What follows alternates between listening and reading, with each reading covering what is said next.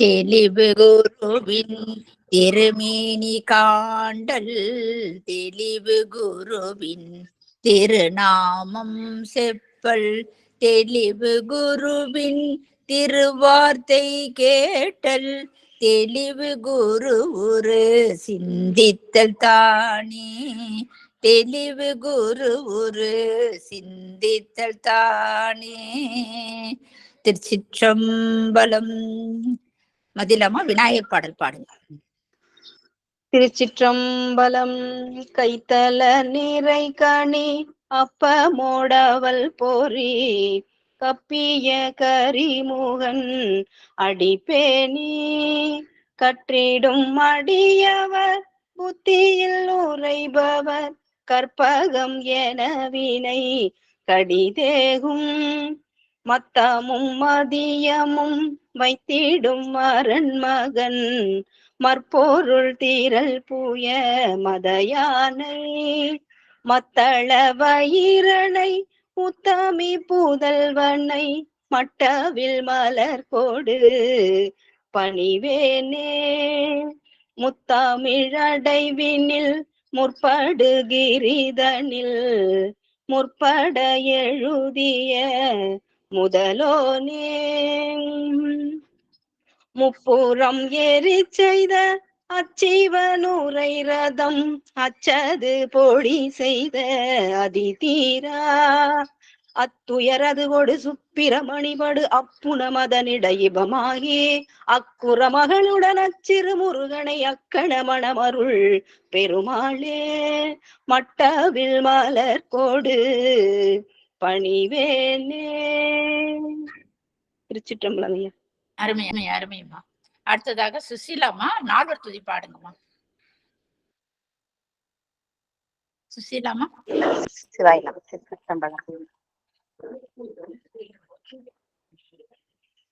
புலியர்கோன் வெப்பு விழித்த புகழியர்கோன் கழல் போற்றி, ஆலிமிசை கல்மிதப்பில் அணைந்த பிரான் அடி போற்றி, வாழி திருநாவலூர் வன் தொண்டர் பதம் போற்றி, ஊழிமலி திருவாத ஊரர் திருத்தாள் போற்றி. திருச்சிற்றம்பலம். சிவாய நம. திருச்சிற்றம்பலம். இன்னைக்கு 15 நாள் விடுமுறைக்கு பிறகு இன்னைக்கு நம்ம ஆரம்பிச்சிருக்கிறோம். அதனால திருத்தொண்டர் புராணம் இன்னைக்கு வியாழக்கிழமை ஐயா கொஞ்சம் ஃப்ரீயா நேரம் இருக்கும். அதனால ஐயா இன்னைக்கு முத அவரை தான் அழைச்சிருக்கிறோம். இன்னைக்கு நாளைக்கு திருஞான சம்பந்த புராணம் அம்மா எடுக்கிறதா இருக்கிறாங்க. அடுத்த வாரத்துல நம்ம பெரிய புராணம் படிக்க ஆரம்பிக்கணும். அதனால இன்று நம்ம ஐயா இன்னைக்கு நமக்கு திருத்தொண்டர் புராணத்தில் திருநாவுக்கரசு புராணம் எடுத்துட்டு இருக்காரு. அந்த வகையில இன்னைக்கு 129வது பாடல் ஆரம்பம். திருநாவுக்கரசு சுவாமிகளுடைய புராணத்தை 129 அடியார்கள் புக்கு இருந்தா எடுத்து வைத்துக்குங்க. எல்லாரும் இருவினை பாசமம் என்ற அந்த பாடல் ஆரம்பம். இன்னைக்கு ஐயா முன்னாடி எப்பயுமே சொல்லிதான் ஆரம்பிப்பாங்க. அதனால அந்த பாடல்ல இருந்தா அன்னைக்கு ஆரம்பம் இருந்தாலும் ஐயா கொஞ்சம் முன்னாடி எப்பயுமே சொல்லிட்டு தான் ஆரம்பிக்கிறதுனால நீங்க பாடலை எடுத்து வச்சுக்கங்கன்றதுனாலதான் நான் அந்த அறிவிப்பு கொடுக்குறேன். சிவாய நம. திருச்சிற்றம்பலம். ஐயா திருவடி வணக்கம் ஐயா. நீங்க ஆரம்பிக்கலாங்க ஐயா. சிவசிவா ஐயா. அனைத்தடியார்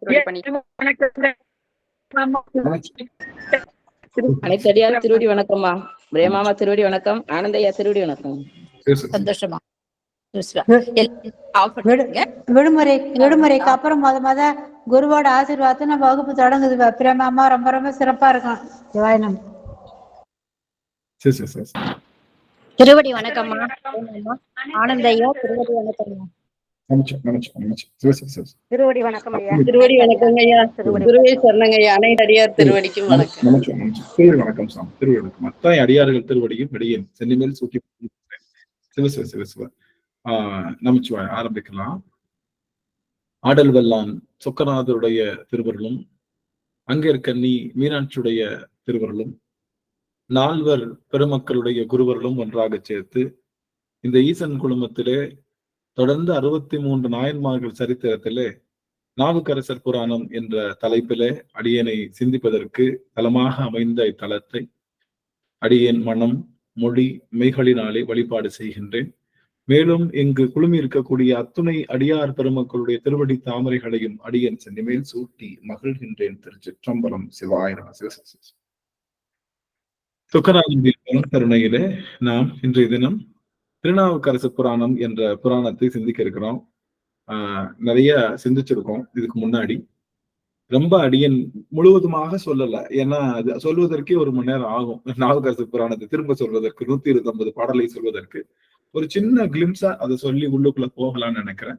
அந்த வகையில நாம கிட்டத்தட்ட நாவுக்கரசு புராணத்துல நாவுக்கரசர் என்ற திருநாமமே திருநாம சிறப்பை தான் சேக்கிழார் சொல்ல வந்ததாக நமக்கு சொல்லுகிறது. நாவுக்கரசு பெருமானுடைய திருநாம சிறப்பு பெருசா நாவுக்கரசரை பற்றி சொல்ல வரலையா, நாவுக்கரசர் என்ற திருநாம சிறப்பை தான் சொல்ல வரேன் அப்படின்றாரு.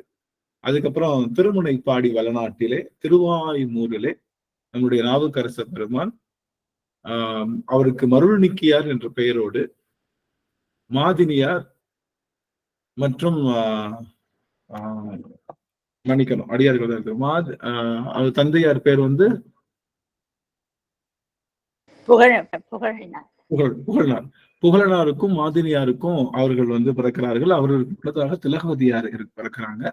அவர்கள் பிறந்து சில காலம் கழிச்சு பிறக்கிறாங்க. 2 பேரும் நல்லா ஸ்கூலுக்கு எல்லாம் போறாங்க. நிறைய அறச்செயல்கள் எல்லாம் செய்யறாங்க. அவங்க அம்மா அப்பா நல்ல பல கலைகள்ல கற்றாலும் கூட நாவுக்கரசு பெருமான் எளிமையாக எல்லாத்தையும் பழகுறவரா இல்லை. ரொம்ப ரிசர்வ்டு கேரக்டரா இருக்கிற மாதிரிதான் நம்மளுடைய ஐயா சொல்றாங்க. அவங்க செய்யறதை மட்டும் சொல்றதை மட்டும் செய்யறாங்க. அந்த மாதிரி எப்பவுமே அக்காவினுடைய அந்த அரவணைப்புலையும் தாயோட அரவணைப்புலையுமே இருக்கக்கூடிய ஒரு செல்ல குழந்தையாக நம்முடைய மருள்நீக்கியார் வளர்ந்து வருகின்றார். அதை தொடர்ந்து நமக்கு திடீர்னு அந்த பெண் திலகவதியார் கொஞ்சம் மணப்பெண் பக்குவத்துக்கு வந்த உடனே அவர்களுக்கு கலிப்பகையார பேசி முடிக்கிறாங்க. கலிப்பகையாரோ போர் வருவதற்கு ஏதுவாக அவர் வடபுலம் சென்று போருக்கு தயாராகின்றார். அதுக்கப்புறம் இங்க புகழனாருக்கு சில நோய் தொற்று ஏற்பட்டு அவருடைய முன்னைவினை காரணமாக அவர் இறந்து போகின்றார்.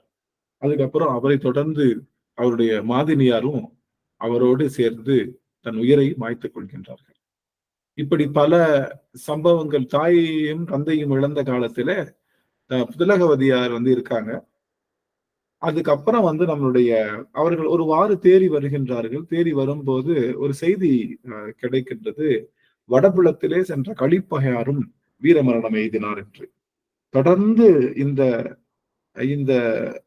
இந்த சம்பவங்களையும் இந்த செய்திகளையும் பொறுக்க முடியாமல் திலகவதியார் என்பது எனக்கு மனமாகி பேசி முடித்த பின்பு நான் எப்படி இருக்க முடியும்? என்னுடைய தாய் எப்படி எவ்வளியோ அது போலதான் நான் இருப்பேன். தாய் கணவனை பிரிந்து இல்லாதது போல நானும் என்னுடைய கணவரை பிரிந்து இல்லை. அவர் இத்தனைக்கும் கணவர் கிடையாது, அவங்கள பார்த்தது இல்லை. வெறும் மனம் பேசி முடித்ததற்கே அவர்கள் அந்த நிலையில நின்று அவர்கள் உயிரை மாய்த்து கொள்ளும் போது அவர்கள் திருவடியிலே நம்முடைய சுவாமி விழுந்து நம்முடைய மருள்நீக்கியார் விழுந்து, அக்கா நீங்க தான் எங்களை காப்பாற்றணும்னு சொல்லும் போது அவருக்காக உயிர் தாங்கி நூல் தாங்கா அறம் செய்து வாழ்கின்றார் நம்முடைய திலகவதியார். அதுக்கப்புறம் பல அறங்கள் செய்கின்றார். பல தர்மசாலைகள் எல்லாம் நடத்தி வருகின்றார் நம்மளுடைய சுவாமி. நம்பர் அருளாமையினால் அவர் எங்க போறாரு? சமண சமயத்துக்கு போகின்றார். சமண சமயத்திலையும் பல நூல்கள் கற்றறிந்து தர்மசேனர் என்று பெரும் பட்டத்தை பெறுகின்றார். அந்த வேளையிலே நம்முடைய திலகவதியார் அவர்கள் அந்த திருவாய்மூரிலிருந்து திருவதிகை அவர்கள் எல்லாம் சிவசின்னங்கள் எல்லாம் அணிந்து பெருமானுக்கு சரியை தொண்டுகளை செய்ய ஆரம்பிக்கின்றார்கள். இவ்வாறு பல காலம் ஓடிக்கொண்டிருக்கும் போது அந்த சூழலில நம்முடைய திலகவதியார் அவர்கள் ஒரு விண்ணப்பம் வைக்கின்றார்கள் பெருமான்ட்ட. இது காலம் 40 ஆண்டுகள் ஓடிவிட்டதுக்கு அப்புறம் இந்த மாதிரி என்னுடைய தம்பி வேற சமயத்துல இருக்கா, அப்படி அவர் திரும்ப வரணும் அப்படின்ற ஒரு விண்ணப்பத்தை பெருமானிடம் வைக்கும் போது பெருமானும் அவர் முன்னம் முனியாகி என்னை தவம் செய்த காரணத்தினாலே அவருக்கு சூளை நோய் மடுத்தாள்வோம் என்று சொல்கின்றார். அம்மையாரும் ரொம்ப மகிழ்ச்சி அடைகின்றார். சுவாமிக்கு கடும் சூளை நோய் வருகின்றது நம்மளுடைய தர்மசேனருக்கு. தர்மசேனர் இப்பொழுது அந்த சமண சமயத்திலே பலவாறு அந்த பல மந்திரங்கள் தந்திரங்கள் மருந்துகள் எல்லாம் அவர்கள் கற்று கரை தேர்ந்தவர்கள் சமணர்கள். ஆகவே அவர்கள் பல மந்திரங்களும் பல மருந்துகளும் தந்துமே இந்த வயிற்று வலி ஆகிய கொடும் சூளை நோயானது ஏறிக்கொண்டே இருக்கின்றது தவிர இறங்கல. எல்லா வகையிலும் செய்துவிட்டு கடைசியில சமணர்கள் என்ன சொல்லிட்டார்கள், இவர்கள் செய்த அந்த வினை காரணம் தான், வினைதான் இவருக்கு வந்துருச்சு, இவரை அனுபவிச்சுதான் ஆகணும் அப்படின்னு சொல்லி கை கழுவி விட்டார்கள். சுவாமிக்கோ குடரோடு துடக்கி முடக்கி இட என்று சொல்லுகின்ற வயிற்று வலி அப்படியே உயிரை உருக்குகின்ற அளவிலே அமைகின்றது. சாமி நம்மளுடைய தர்மசேனர் ஒண்ணு முடிவு பண்ணிட்டாரு, நாம இனி பிழைக்க மாட்டோம். ஆனால் நமக்காக உயிர் தாங்கி இருக்கக்கூடிய தன்னுடைய தமக்கையாராகிய திலகவதியாரை சென்று ஒரு முறை பார்த்து விட்டு வந்து விடலாம், அதோடு நம்ம உயிர் போனாலும் பரவாயில்ல அப்படின்னு சொல்லி போறாரு. ஆனா சமண சமயத்திலிருந்து அவங்க போறப்போ யாருக்கும் தெரியாம தன்னுடைய முதல்ல போகலான்னு நினைக்கும் போது தன்னுடைய தனக்கு மெய்காப்பாளராக இருக்கக்கூடியவர்கிட்ட சொல்லி இந்த மாதிரி அவங்க போய் அக்கா கிட்ட போய் சொல்லுங்கன்னு சொல்றாங்க. மெய்காப்பாளர் வந்து திலகவதியாரை அணுகி இந்த மாதிரி தம்பிக்கு சூழ நோய் இருக்கு, அவரால் தாங்க முடியல, ஒரு 8 பார்த்துட்டு வந்துடலாமே அப்படின்னு கேட்கும்போது அவங்க சொல்றாங்க, அமணர் பள்ளியில யாரும் உடை உடுத்த மாட்டாங்க, எல்லாம் ஆண்களா இருப்பாங்க, எங்களுக்கு அது மரபு இல்லை, அதனால நாங்க வரமாட்டோம். இவங்களுக்கு சந்தோஷம் தான், ஏன்னா சாமி சொன்னது செஞ்சுட்டாரு, எப்படி சூழ்நிலை வந்துருச்சு இங்க வந்துருவோம் அப்படின்னு. அதனால இவர் போகல. உடனே வந்து அது சொன்ன உடனே அவர் எதிர்பார்க்கல, சற்றும் எதிர்பார்க்கல நம்முடைய தர்மசேனர். ஏன்னா அக்கா வந்து கண்டிப்பா சூழி நோயின்னு சொன்ன உடனே துடிச்சு போய் வந்துருவாங்கன்னு எதிர்பட்டவரு, வரலன்னு சொன்ன உடனே நாம தான் போகணும்னு சொல்லி ஒரு வெண்புடவை அன்னைக்குதான் சுத்தார், வெண்புடவை சுற்றி அவர் வருகின்றார். வந்து திருவதிகையிலே சரியாக பொழுது புலர்வதற்கு முன்னதாக வருகின்றார். திருவடியிலே நம்மளுடைய அந்த திலகவதியார் திருவடியிலே தர்மசேனர் வீழ்கின்றார். தர்மசேனர் வீழ்ந்த உடனே பாக்குறாங்க, வந்துட்டார் தம்பின்னு ரொம்ப மகிழ்ச்சி. உடனே அக்கா வந்து எழுந்துறீர், குழிக்குள்ள இருந்து விழுந்தீங்க, இன்னைக்கு எழுந்துருங்க, இனிமே வந்து அப்படி போகாதீங்க, எந்திரிங்க அப்படிங்கிறாங்க. எந்திரிக்கிறாங்க, மரியாதையோட பேசுறாங்க. ஏன்னா அக்கானாலுமே அவ்வளவு தூரத்துக்கு மரியாதை, எழுந்துருங்க வாங்க போங்க அப்படின்னு தான் பேசுறாங்க. ஏன்னா இவர் தர்மசேனர் என்ற பெரும் பட்டத்தை பெற்று பிற சமயத்துல பெரிய ஒரு ஆளா இருக்காங்க. அப்படி இருக்கும்போது சரின்னு அவர் எந்திரிக்கிறாரு. அக்கா என்ன சொல்றதுன்னு தெரியல, சரி வாங்க என் கூட வாங்க, திருவதிகை கோயிலுக்குள்ள வாங்க அப்படின்னு சொல்றாங்க. அவர் தயங்குறாரு, ஏன்னா வேற சமயத்துல இருக்கோம், அந்த தீக்கையெல்லாம் பெற்றுட்டோம், இப்போ தீக்கை இல்லாம கோயிலுக்குள்ள எப்படின்னு பாருங்க, கோயிலுக்குள்ள போறதுக்கே தீக்கை தரணுமா? நாமெல்லாம் என்னைக்காவது யோசிச்சிருக்கோமா? கோயிலுக்குள்ள போறதுக்கு தீக்கை இருக்குமா? நமக்கு யாருக்காவது யோசிக்குமா? நமக்கு ஏன் யோசிக்கலன்னா, திருநீர் பூசுவதே தீக்கை தான், வேற ஒண்ணும் இல்லை. திருநீர் பூசினா நீ கோயிலுக்குள்ள போயிடலாம், திருநீர் பூசிதான் உள்ள போகணும். நானும் சின்ன வயசுல என்ன பண்ணுவேன், கோயில்ல தான் திருநீர் கொடுப்பாங்க, நாமே திருநீர் பூச மாட்டேன், நான் வீட்டுல பூசாம கோயில்ல தான் போய் பூசுறேன். அதுக்கப்புறம் தெரிஞ்சதுக்கு அப்புறம் தான் வீட்டுலயே திருநீர் பூசிட்டு போகணும், கோவிலுக்குள்ள என்ட்ரி ஆகிறப்பவே அதுதான் நம்மளுடைய தீக்கைன்னு சொல்லி தெரிஞ்சதுக்கு அப்புறம் அதை செய்துட்டு போ. அப்படி உள்ள போறதுக்கு தயங்காரு அம்மையார் போய் உள்ளுக்குள்ள திருவீரட்டான பெருமானுடைய அந்த திருநீற்றை எடுத்துட்டு வந்து கையில கொடுக்குறாங்க. இரு கைகளிலும் பெருவாழ்வு பெற்றது போல பெறுகின்றார், உடலெங்கும் பூசிக்கொள்கின்றார். இந்த திருநீர் கிடைத்த உடனேயே வயிற்று வலி பாதி தீர்ந்தது போல ஒரு உணர்வு. கோயிலுக்குள்ள போறாரு. அம்மா வந்து 40-45 வருஷமா தம்பி பார்க்கல. 40 வருஷமா தம்பியை பார்க்கலன்னா என்ன பண்ணுவோம், ஒரு நாள் லீவ் போட்டுருவோம் கோயிலுக்கு, பரவாயில்ல அப்புறம் பாத்துக்கலாம், தம்பியை கூப்பிட்டு தம்பிக்கு நல்லா சாப்பாடு ஆக்கி போட்டு தம்பியை சாப்பிட விட்டு வயிற்று வலிக்கு என்ன செய்யணுமோ அதெல்லாம் செய்வோம்ல, அதெல்லாம் செய்யல. வந்திருக்க சந்தோஷம், என் வேலை என் கடன் பணி செய்து கிடப்பதுன்ற வார்த்தையை எங்க எடுக்கிறாரு, திலகவதியார் இருந்து எடுக்கிறாரு நம்மளுடைய சுவாமி. என் கடன் பணி, என்ன செஞ்சாலும் என் கடன் பணி செய்து கிடப்பதுன்னு சொல்லி நீயாச்சு வீரட்டானேஸ்வரராச்சு 2 பேரும் பார்த்து விட்டுட்டு இந்த அம்மா என்ன பண்ணிட்டாங்க, கோவிலை சுத்தம் பண்ணிட்டு தன்னுடைய நாள் பணிகளை தம்பி வந்ததுக்கு அப்புறமும் ஒரு மணி நேரம் கூட லீவ் போடாம அங்க போய் வேலை செய்ய ஆரம்பிக்கிறாங்க. உச்சாய் நவாரி என்ற பாடலை நம்ம சுவாமி பாடுகின்றார். 8வது பதிகத்திலே அவர்களுக்கு அந்த வயிற்று வலியானது சரியாகின்றது. அவர்களை தலை மீது வீழ்ந்து வணங்குகின்றார். இதுவரை பாடாத நம்மளுடைய சுவாமி அது பாடி அவர் சுவாமிக்கு பாமாலை சாற்றும் போது வானத்திலிருந்து ஒரு அசரீரி வருகின்றது. எல்லோரும் கேட்கும் வகையிலே, உன் திருநாவுக்கரசு என்னும் நாமம் இனி உலகேலும் மண்ணுக அப்படின்னு திருவதிகை வீரட்டானேஸ்வரர் நம்முடைய வான்வெளியில இருந்து அத்தனை பேரும் கேட்கும் வகையில அந்த வார்த்தையை சொல்றார். திருநாவுக்கரசுன்ற சுவாமி எல்லாத்துக்கும் பேர் வைக்கிறாரு. ஆனா மாணிக்கவாசகருக்கும் சாமி தான் பேர் வச்சாரு, மாணிக்கவாசகருக்கு சாமி தான் பேர் வச்சாரு. நிறைய பேருக்கு பேர் வச்சிருக்காரு சுவாமி. ஆனா எல்லாரும் பாக்குற மாதிரி பேர் வச்சது எங்க, நம்மளுடைய நாவுக்கரசருக்கு தான். நாவுக்கரசருக்கு தான் எல்லாரும் பாக்குற மாதிரி. ஏன்னா இவர் நிறைய குழப்பம், மருள்நீக்கியார்னு ஒரு பேர் இருக்கு, தர்மசேனர்னு பேர் இருக்கு, எதை வச்சுக்கலான்னு தெரியலையே நினைக்கும் போது சாமி புதுநாமம் கொடுக்கிறாரு, திரு நாவுக்கு அரசு என்று. இவரு நடுங்கி போகின்றார் நம்மளுடைய நாவுக்கரசர். ஒரே ஒரு பாட்டு பாடினேன், இத்தனை வருஷம் பார்க்கல, ஒரே ஒரு பாட்டு பாடினதுக்கு எனக்கு இவ்வளோ பெரிய, எல்லாரும் பார்க்க முன்னாடி எவ்வளவோ பேர் பக்தி பண்ணிட்டு இருக்காங்களே, எனக்கு இந்த ஒரு பாட்டு பாடினதுக்கு இது வந்து தவம் இது கொடுத்திருக்கிய சுவாமின்னு சொல்லி அவர் கேட்கும் போதுதான் ஒரு முக்கியமான செய்தி வருகின்றது. இவர் இந்த பிறவியை தவம் செய்யல, பல பிறவிகளை செய்த தவத்தினால அந்த ஒரு பாட்டுக்கு கிடைச்சது. ஞான சம்பந்தருக்கும் ஒரு பாட்டுக்கு தான் கிடைச்சது. காரணம் என்னன்னா, பல பிறவிகளை தவம் செய்தனால அவர்களுக்கு அந்த ஒரு பாட்டு தோடுடைய செவியன்னு சொன்ன, அவர் அம்மே அப்பேன்னு சொன்ன ஒரு காரணத்திலேயே சுவாமி வந்துட்டார். ஏன்னா அவர்கள் தவம் அவ்வளவு செய்திருக்கிறார்கள். அதனால தவம் செய்வதை நம்ம என்றும் நிறுத்தி விடக்கூடாது. தவமானது நமக்கு. அப்போ சுவாமி எழுந்தருளி நாவுக்கரசர் அப்படின்னு பேர் சொன்ன உடனே திலகவதியார் புலகாங்கிதம் அடைகின்றார். ஆஹா, எத்தனை அருமை, எத்தனை அருமை, என்னுடைய தம்பிக்கு சாமியே பேர் வச்சுட்டாரு, இதுக்கு மேல எனக்கு என்ன வேணும் அப்படின்னு திலகவதியார் புலகாங்கிதம் அடைந்து சந்தோஷம், என் தம்பின்னு பெருமைப்பட்டுக்கிறாங்க. கடைசியில இந்த செய்தியானது அங்கே காட்டுத்தீ போல பரவி பாடாலிபுத்திரத்தில் இருக்கக்கூடிய சமணர்களுக்கு போய் சேருகின்றது. சமணர்கள் எல்லாம் பார்த்து மிரண்டு போகின்றார்கள்.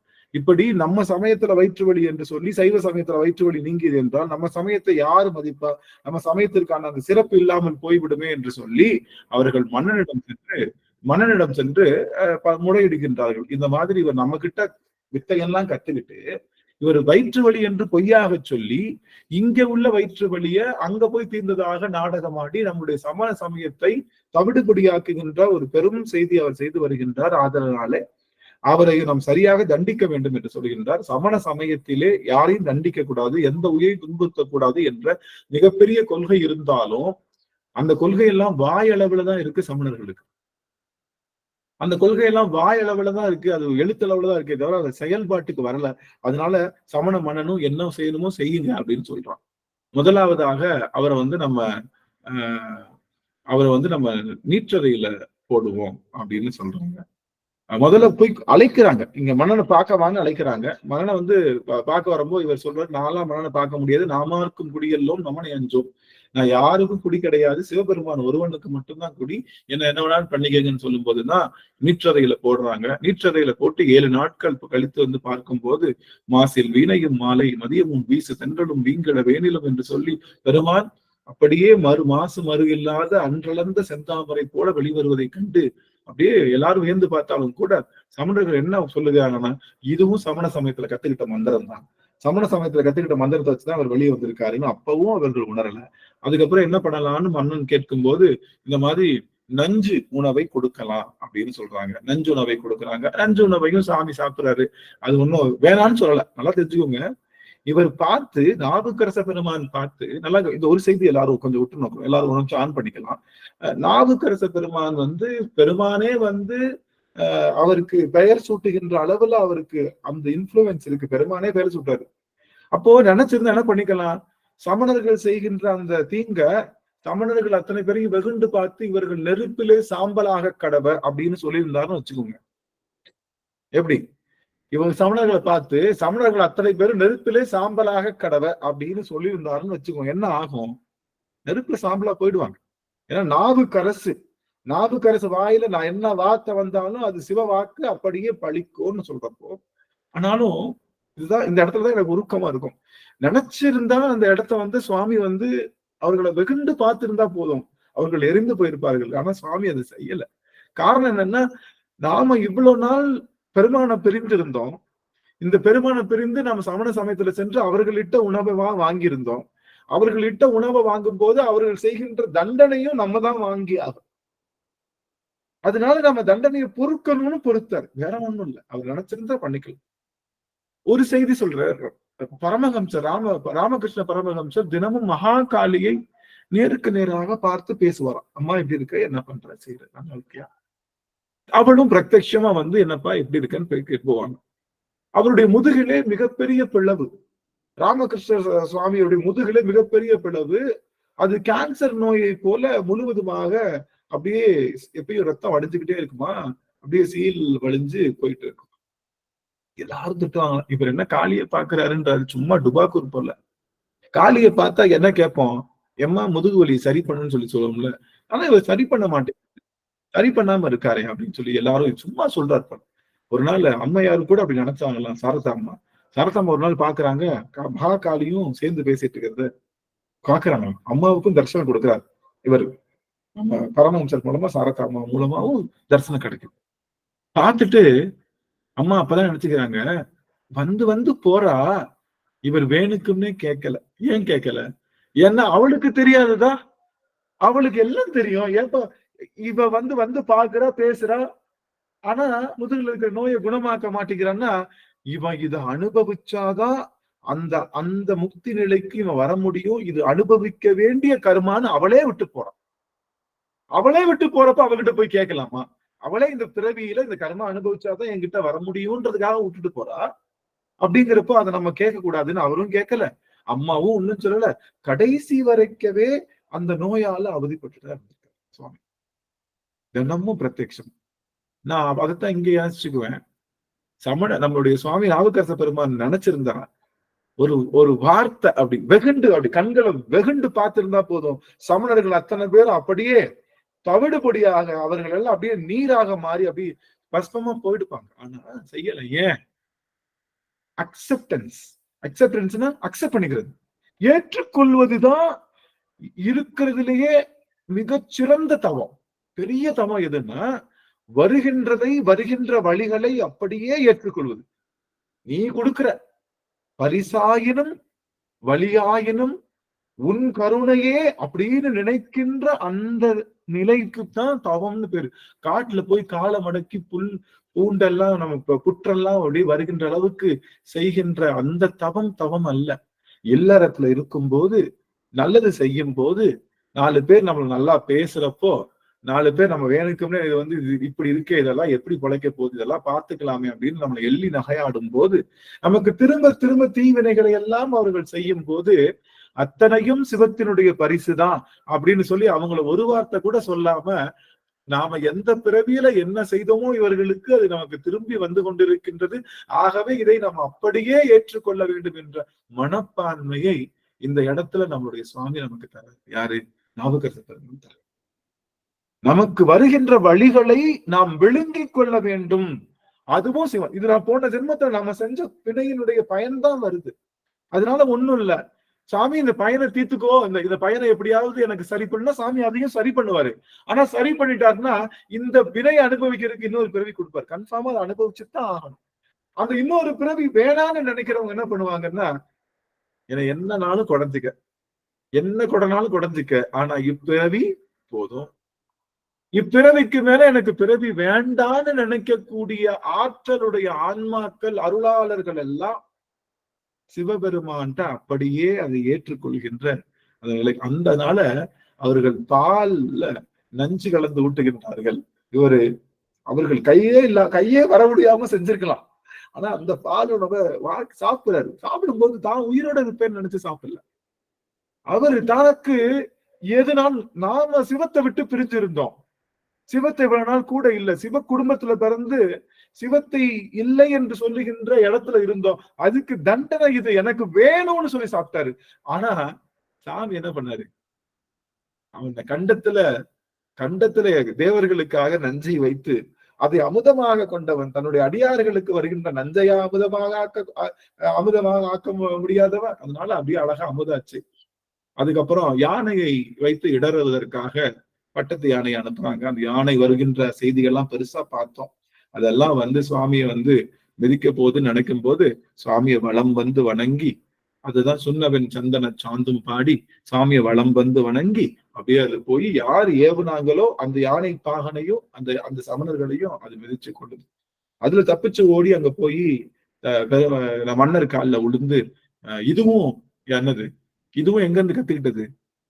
இந்த யானை விரட்டுற டெக்னிக்கும் நம்ம சமயத்துல கத்துக்கிட்டதுதான் அப்படின்னு சொல்றாங்க. மன்னவனுக்கும் அவனுக்கும் வினை இருக்கு. அதனால அவன் என்ன பண்றான்? சரி செய்யலாம் அப்படின்னா, சரி கடைசியா ஒண்ணு செய்யலாம். கல்லிலே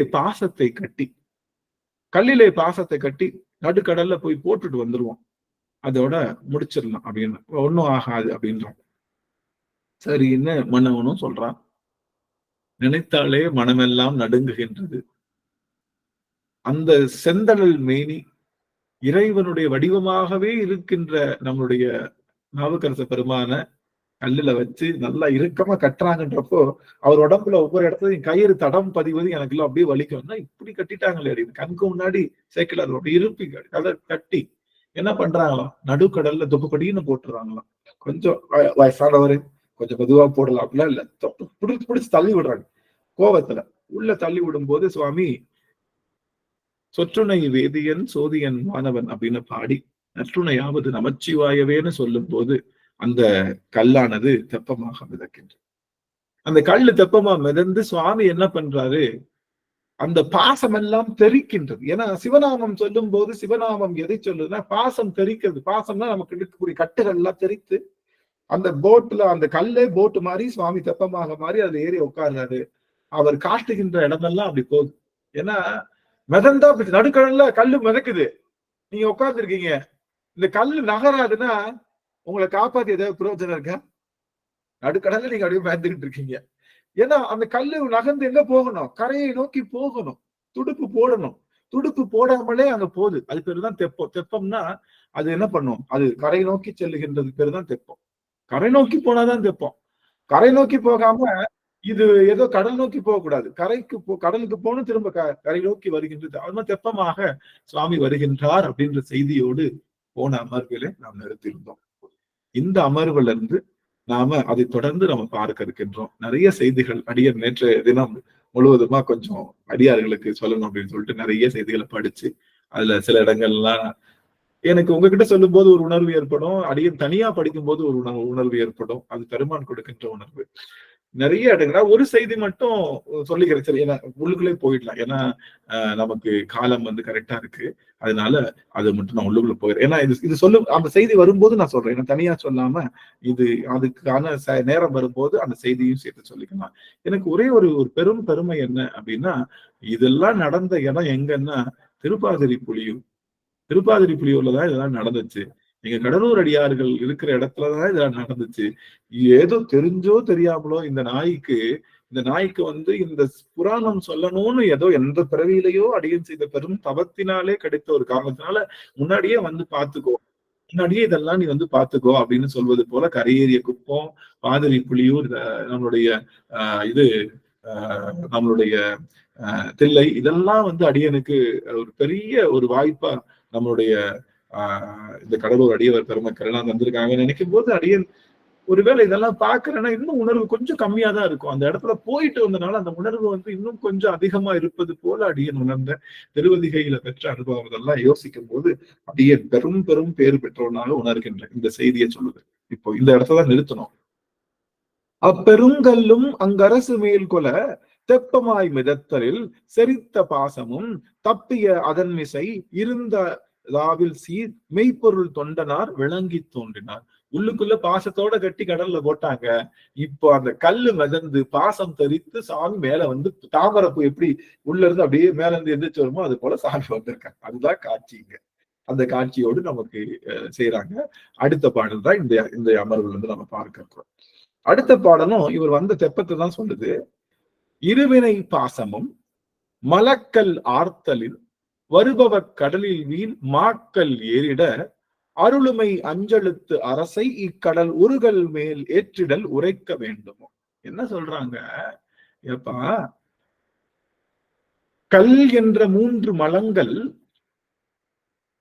நல்வினை தீவிர என்ற பாச கயிறு, இது பின்னி பிணைத்து பிறவி என்ற கடல்ல போட்டுறாங்க.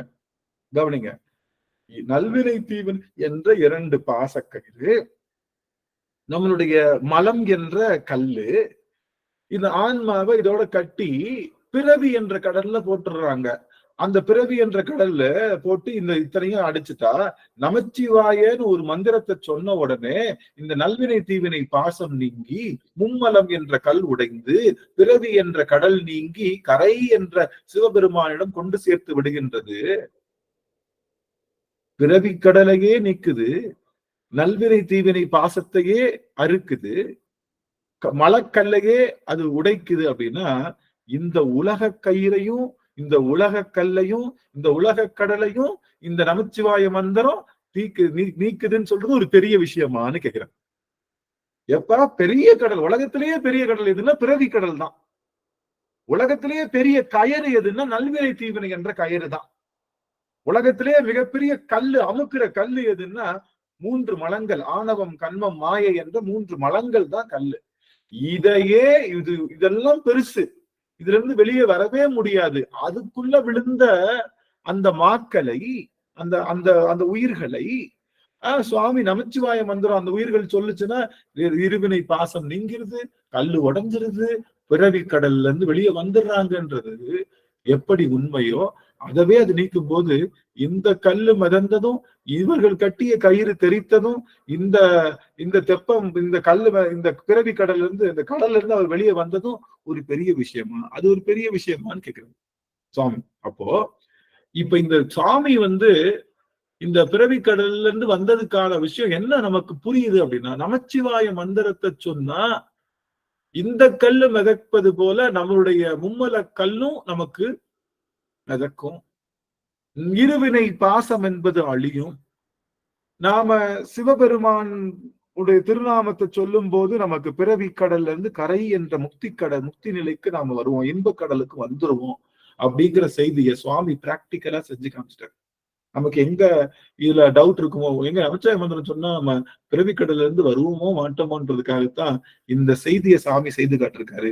கண்டிப்பா நமச்சிவாய திருவைந்தெழுத்து என்று சொல்லுகின்ற நமச்சிவாய மந்திரத்தை சொன்னா நீங்க எந்த கட்டுகளில இருந்தும் நீங்க உடைஞ்சு வரலான்றத நம்மளுடைய நாவுக்கரச பெருமான் இந்த இடத்துல நமக்கு ரொம்ப ஆணித்தரமா சொல்லுகின்றோம்.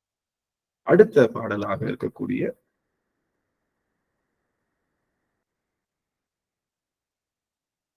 130வது பாடல். அருள்நய தஞ்செழுத்து அஞ்செழுத்தேத்த பெற்ற அக்கருணை நாவரசினை திரை கரங்களால் தருள்நெறி நீர்மையின் சிரத்தில் தாங்கிட வரனும் செய்தனன் முன்பு மாத்தவம். எப்படி? அருள் நயத்து அஞ்செழுத்து ஏத்த. அந்த அஞ்செழுத்தை எப்படி ஏத்தணுமா? எல்லாரும் கவனிங்க. அஞ்செழுத்து ஏத்தணுமா? அஞ்செழுத்த அருளோடு ஏற்ற வேண்டும். நயத்தோடு, நயம்னா உண்மையாக, நயம்னா உண்மை. அருள் என்றால் என்ன? அருள் என்றால் அருள்னா என்ன சாமி? அருள்னா என்ன? அருள்னா என்ன? சிவபெருமானுடைய கருணை. ஆஹா என்ன நான் நினைச்சேன் 100% இப்போ நாம சிவபெருமான் மீது வைக்கக்கூடியது என்ன அப்படின்னா அன்பு. நாம சிவபெருமான் மீது வைக்கக்கூடியது அன்பு. சிவம் நமக்கு மேல வைக்கக்கூடிய அன்புக்கு பேரு அருள்னு பேரு. புரியுதா? சிவம் நாம் ரெண்டு பேருமே அன்புதான், ரெண்டுமே அன்புதான். நாம சிவபெருமான் மீது வைக்கிற கூடிய அன்புக்கு அந்த விஷயத்துக்கு பேரு அன்புன்னு பேரு. சிவம் நம்ம மேல வைக்கக்கூடிய அன்புக்கு என்னன்னு பேரு அப்படின்னா அது அருள்னு பேரு. இப்படி வச்சுக்கலாமா? ஈஸியா புரிஞ்சுக்கிறதுக்காக. நாம நம்ம அப்பா அம்மா மேல வைக்க பேருது அன்பு, நம்ம அப்பா அம்மா நம்ம மேல வச்சிருக்கிறது பேரு அருள். ஏன்னா ஏன் இத சொல்றேன் அப்படின்னா, அருள்னு ஏன் சொல்றோம்னா அவரு நம்ம மேல அன்பு வைக்கிறாருல, ஏதாவது பிரயோஜனம் இருக்கா நம்மனால? நீங்க கேட்கலாம், ஏங்க நாங்க பால் ஊத்துறோங்க, நாங்க வடை பாயாசம் போடுறாங்க, நாங்க சாமிக்கு மாலை போடுறோங்க, சாமிக்கு வெள்ளியில எல்லாம் வில்வ மாலை போடுறோங்க, காசு மாலை போடுறோங்க, இப்ப சாமிக்கு அதெல்லாம் பயன் தானே, சாமி அதெல்லாம் பயன்படுத்திக்கிறாருல்ல அப்படின்னு நீங்க கேட்கலாம். அது சாமி பயன்படுத்தாருன்னா இல்ல, அவன் அறிவு பொருள். நீங்க என்ன செஞ்சாலும் சரி, நீங்க பால் ஊத்துறது, நீங்க மாலை கட்டி போடுறது, கோவில்ல தீபம் ஏத்துறது, அழகிடுதல், மெழுகிடுதல், யோகம் செய்தல், ஞானம் நீங்க எல்லாமே உங்களுக்கு தான், எல்லாமே உங்களுக்கு தான். நம்மனால அவனுக்கு ஏதாவது ஆக போதுனா இல்ல. அப்படி ஆகாம இருந்தாலும் அவன் அன்பு செய்யறாள், அதுக்கு பேர் அருள்னு பேரு. புரியுதுங்களா? அப்போ இப்படி ஈஸியா வச்சுக்கலாமா? எதிர்பாராத அன்புக்கு பேரு அருள்னு பேரு, வேற ஒண்ணும் கிடையாது. எதிர்பாராத அன்புக்கு என்ன பேரு? அருள்னு பேரு. அது போல சுவாமி என்ன செஞ்சாராம்? நம்முடைய நாவுக்கரச பெருமான் என்ன எப்படி அஞ்செழுத்த ஓதுனாரா? என்ன தூக்கிட்டு போன்னு ஓதல. எப்பா என்னை கீழே விட்டு நான் பொழைச்சு வரணும், நான் நல்லா சிறப்பா இருக்கணும் அப்படின்ற ஆசைலாம் இல்ல. உன் திருநாமத்தை சொல்ற, அவ்வளவுதான். நீ செஞ்சா செய்யாட்டி போ. ஆனா அவருக்கு அவர் அஞ்செழுத்து சொன்னதுக்கு அப்புறம் கடல் மிதந்தது. இவர் அஞ்செழுத்த மிதக்கணுன்றதுக்காக சொல்லல, எல்லா இடத்தையும் எஸ்கேப் ஆகணும்னு சாமி சொல்லல. இந்த எஸ்கேப் ஆயிடுவோம், இதுல இருந்து வந்துருவோம், அவர் அக்செப்ட் பண்ணிக்கிறார். இப்படியே நான் மூழ்கி போனாலும், இப்படியே மூழ்கி நான் கடலோடு இறந்து அப்படியே கட்டிலே இறந்து போனாலும் எனக்கு நமச்சிவாய மந்திரம் நற்றுணையாக நிற்கும்னு அவர் நினைச்சார். அவ்வளவுதான். அந்த அருள் நயம்தான் என்ன பண்ணுச்சு? அருள் நயத்து அஞ்செழுத்து ஏத்த பெற்ற அக்கருணை, அவர் கருணையை பெற்றார், ஏற்ற சிவபெருமான கருணை பெற்றார். நாவரசினை திரை கரங்கள், திரை என்றால் அலை, திரைக்கரங்களால் தெருள் நெறி நீர்மையின் சிரத்தில் தாங்கிட வருணனும் செய்தனன் முன்பு மாத்தவம். ஆகா, இப்படி அருளோடு அஞ்சலித்து ஏத்துகின்ற நாவுக்கரசரை சுமப்பதற்கு கடல்ல தான் இன்னும் இருக்காரு, இன்னும் கடல்ல தான் இருக்காரு. கடல்ல இருந்து அந்த போட் வந்து அந்த தெப்பம் வந்துகிட்டு இருக்கு. அவரை தலையில தாங்குறானே, அலை கரங்களினாலே தலையில தாங்குறானே இந்த வருண தேவன், அவன் என்ன தவம் செஞ்சிருப்பான், என்ன தவம் செஞ்சிருப்பான். அவரை தாங்குற முதல்ல அவரை தாங்குறான் யாரு, அவரை அவர் தூக்குறான். யாரு தூக்குறான், முதல் யார தூக்குறான். அதுக்கப்புறம் நாவுக்கரச பெருமான் நிறைய பேர் தூக்குனாங்க, கொண்டாடினாங்க, சரி. ஆனா நாவுக்கரச பெருமான அவர் அஞ்செழுத்த ஓதுகின்ற அந்த அருள் நயத்தோடு அஞ்செழுத்த ஓதுகின்ற நாவுக்கரசர் தூக்குகின்ற இந்த கடலுக்கு அரசனாக இருக்கக்கூடிய வருணன் என்ன தவம் செய்திருக்கின்றானோ அப்படின்னு அவர் கடல்ல வர அந்த காட்சியை தொடர்ந்து நம்மளுடைய சேக்கிழார் பெருமான் மிகச்சிறப்பாக வர்ணிக்கின்றார். 133, 31. வாய்ந்த சீர் வருணனே வாக்கின் மன்னரை சேர்ந்தடை கருங்கலே சிவிகை ஆயிட ஏந்திய கொண்டெழுந்தருள வித்தனன் பூந்திரு பாதிரி புலியூர் பாங்கரில். என்ன அழகு பாரு. அவன் வருணன் என்ன பண்றான், அந்த கல்லே சிவிகையானது, சிவிகைனா திருப்பல்லக்கு, அந்த கல்லே சிவிகையானது திருப்பல்லக்கு ஆனது, கல்லே சிவிகையானது அதுல ஏந்தி எங்க கொண்டு போய் இறக்கி விடுறாங்க, பாதிரி புலியூர் என்ற அந்த இடத்துல சுவாமிய அங்க அந்த அந்த இடத்துல இறக்கி விடுறாங்க. அவன் எங்கேயோ போட்டிருக்காங்க, நடுக்கடல்ல போட்டிருக்காங்க. இப்ப எங்க வந்து கரை சேருகின்றது நம்மளுடைய நாவுக்கரசருடைய அந்த கல் அப்படின்னு பார்த்தா பாதிரி புலியூர் பாங்காரில், பாங்காரின்னா அருகில, பாதிரி புலியூர் அருகில ஒரு இடத்துல வந்து சேர்க்கிறாரு அந்த வருணதேவன் அவரை. அப்போ அந்த இடத்துக்கு பேர் தான் இன்னைக்கு என்னன்னு சொல்றோம், கரையேறிய குப்பம் அப்படின்னு சொல்லி தவ திரு பவானி ஐயா அவர்களுடைய பெரும் முயற்சியினாலே அந்த இடத்துல மிகப்பெரிய பிரம்மாண்டமான கோவில் எழுப்பி அங்க பெருமானுக்காக ஒரு கோவில் வச்சிருக்காங்க. ரொம்ப மகிழ்ச்சியா. ஆக அந்த இடத்துல கொண்டு போய் இறக்கி விடுறாங்க. இப்ப எங்க வந்துட்டாரு, கடல்ல இருந்து இப்ப எங்க வந்துட்டாரு சாமி, பாதிரி புலியூர்ல வந்தாரு. எவ்வளவு பெரிய பெரும் பேரு பாருங்களேன். எங்க மக்கள், பாதிரி புலியூர் மக்கள் எல்லாம் முகத்தை காட்டுங்களேன். உங்க முகத்தை பார்த்தாலே எங்களுக்கு ஜென்ம சாபல்யம்.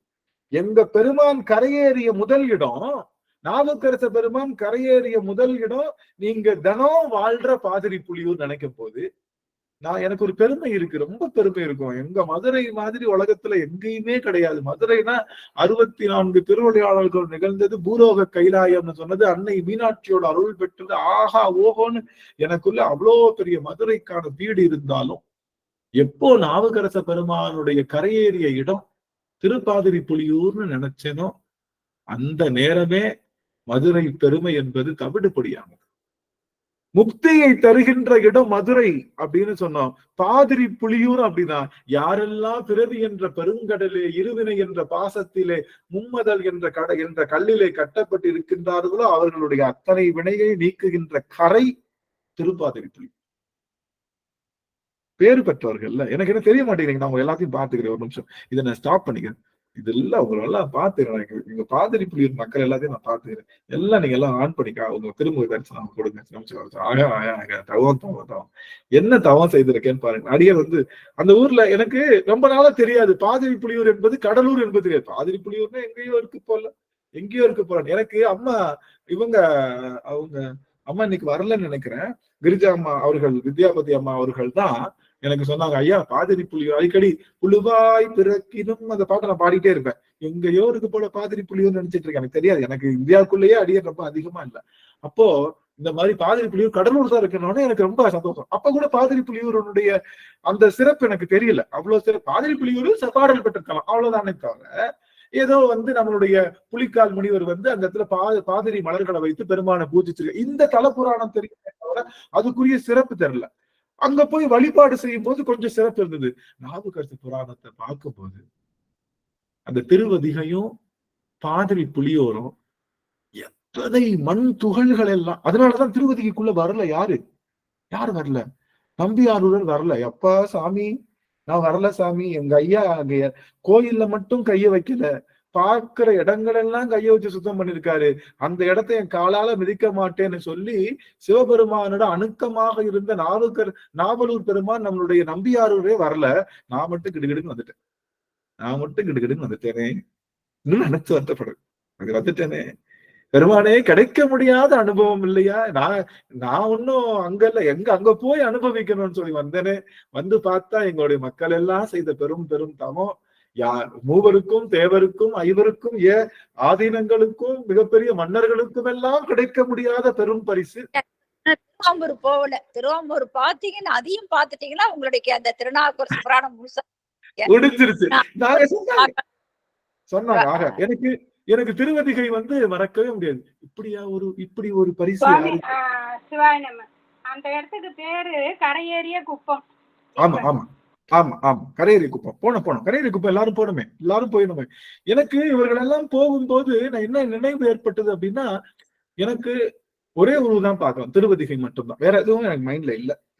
இல்ல எனக்கு திலகவதியாரோடைய அந்த தரிசனம் திருவதிகளை ஆனா காலையில கரையேறி குப்பம் கூட்டிட்டு போறேன்னு சொல்றப்போ எனக்கு அவ்வளவு உடன்பாடு இல்லை. என்ன மனசுல எனக்கு தேவை ஐயோ திருவதிகைன்னு தான் தோணுதே தவிர வேற எதுவுமே மனசுல தோணல.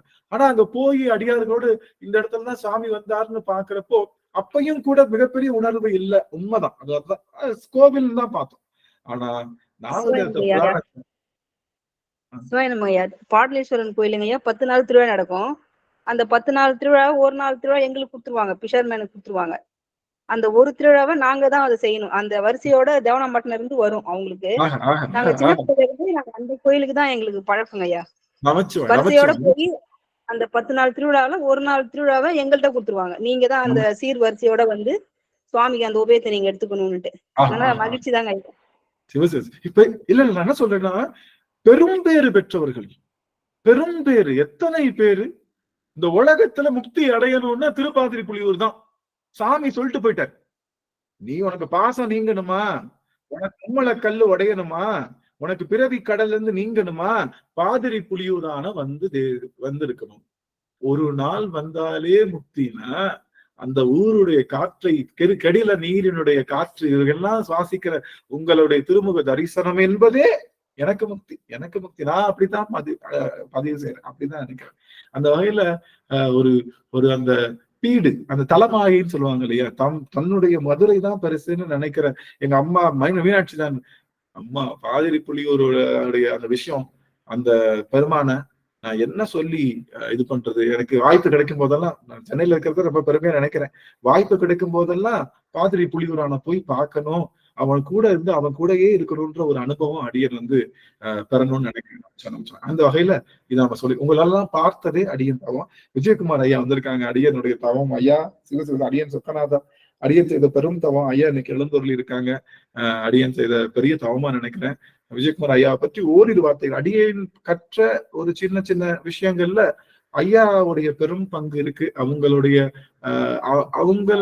நிலைக்கு நம்ம என்னைக்குமே வர முடியாது.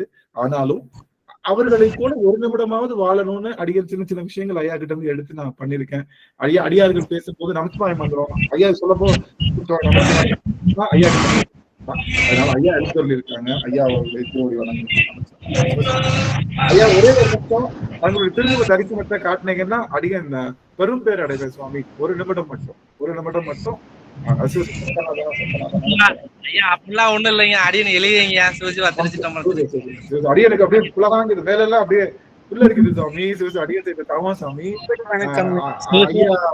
ஐயா அவர்கள் எல்லாம் அடியனுக்கு ஒரு பெரிய முன்னோடி. அவர்களுடைய மிகச்சிறந்த நிலைக்கு நான் ஒரு நாளும் வர முடியாது. ஆனா அவங்க கிட்ட இருந்து சின்ன சின்ன விஷயங்கள் கத்துக்கலாம். ஒவ்வொரு அடியார்கள்ட்ட ஒண்ணு கத்துக்கலாம் இல்லையா? அதுல ஐயா கிட்ட இருக்கக்கூடிய பணிவு, அவர்கள் சதா சர்வகாலமும் நமச்சிவாய மந்திரத்தை சொல்லிட்டு இருப்பாங்க. நம்ம பேசிட்டே இருந்தாலும் நமச்சிவாய் தான் சொல்லுவாங்க. வேற எதுவும் திருவெங்கலத்தை சொல்ல மாட்டாங்க. அடியார்களுக்கு திருவோடு அப்படின்னு திருவோட்டு காய்களை எல்லாம் எல்லா அடியார்களுக்கும் கொடுத்து மிகப்பெரிய ஒரு தொண்டு செய்தவர்கள். ஐயாவுக்கும் அடியாருக்கும் பல காலம் மிகச்சிறந்த தொடர்பு. இன்னைக்கு நாவுக்கரசு புராணம் பேசும்போது ஐயாவை பார்த்தது அடியன் செய்த பெரும் தவமா நினைக்கிறேன். நமச்சிவாய் சிவசிவ நன்றி சாமி. நமஸ்காரம்.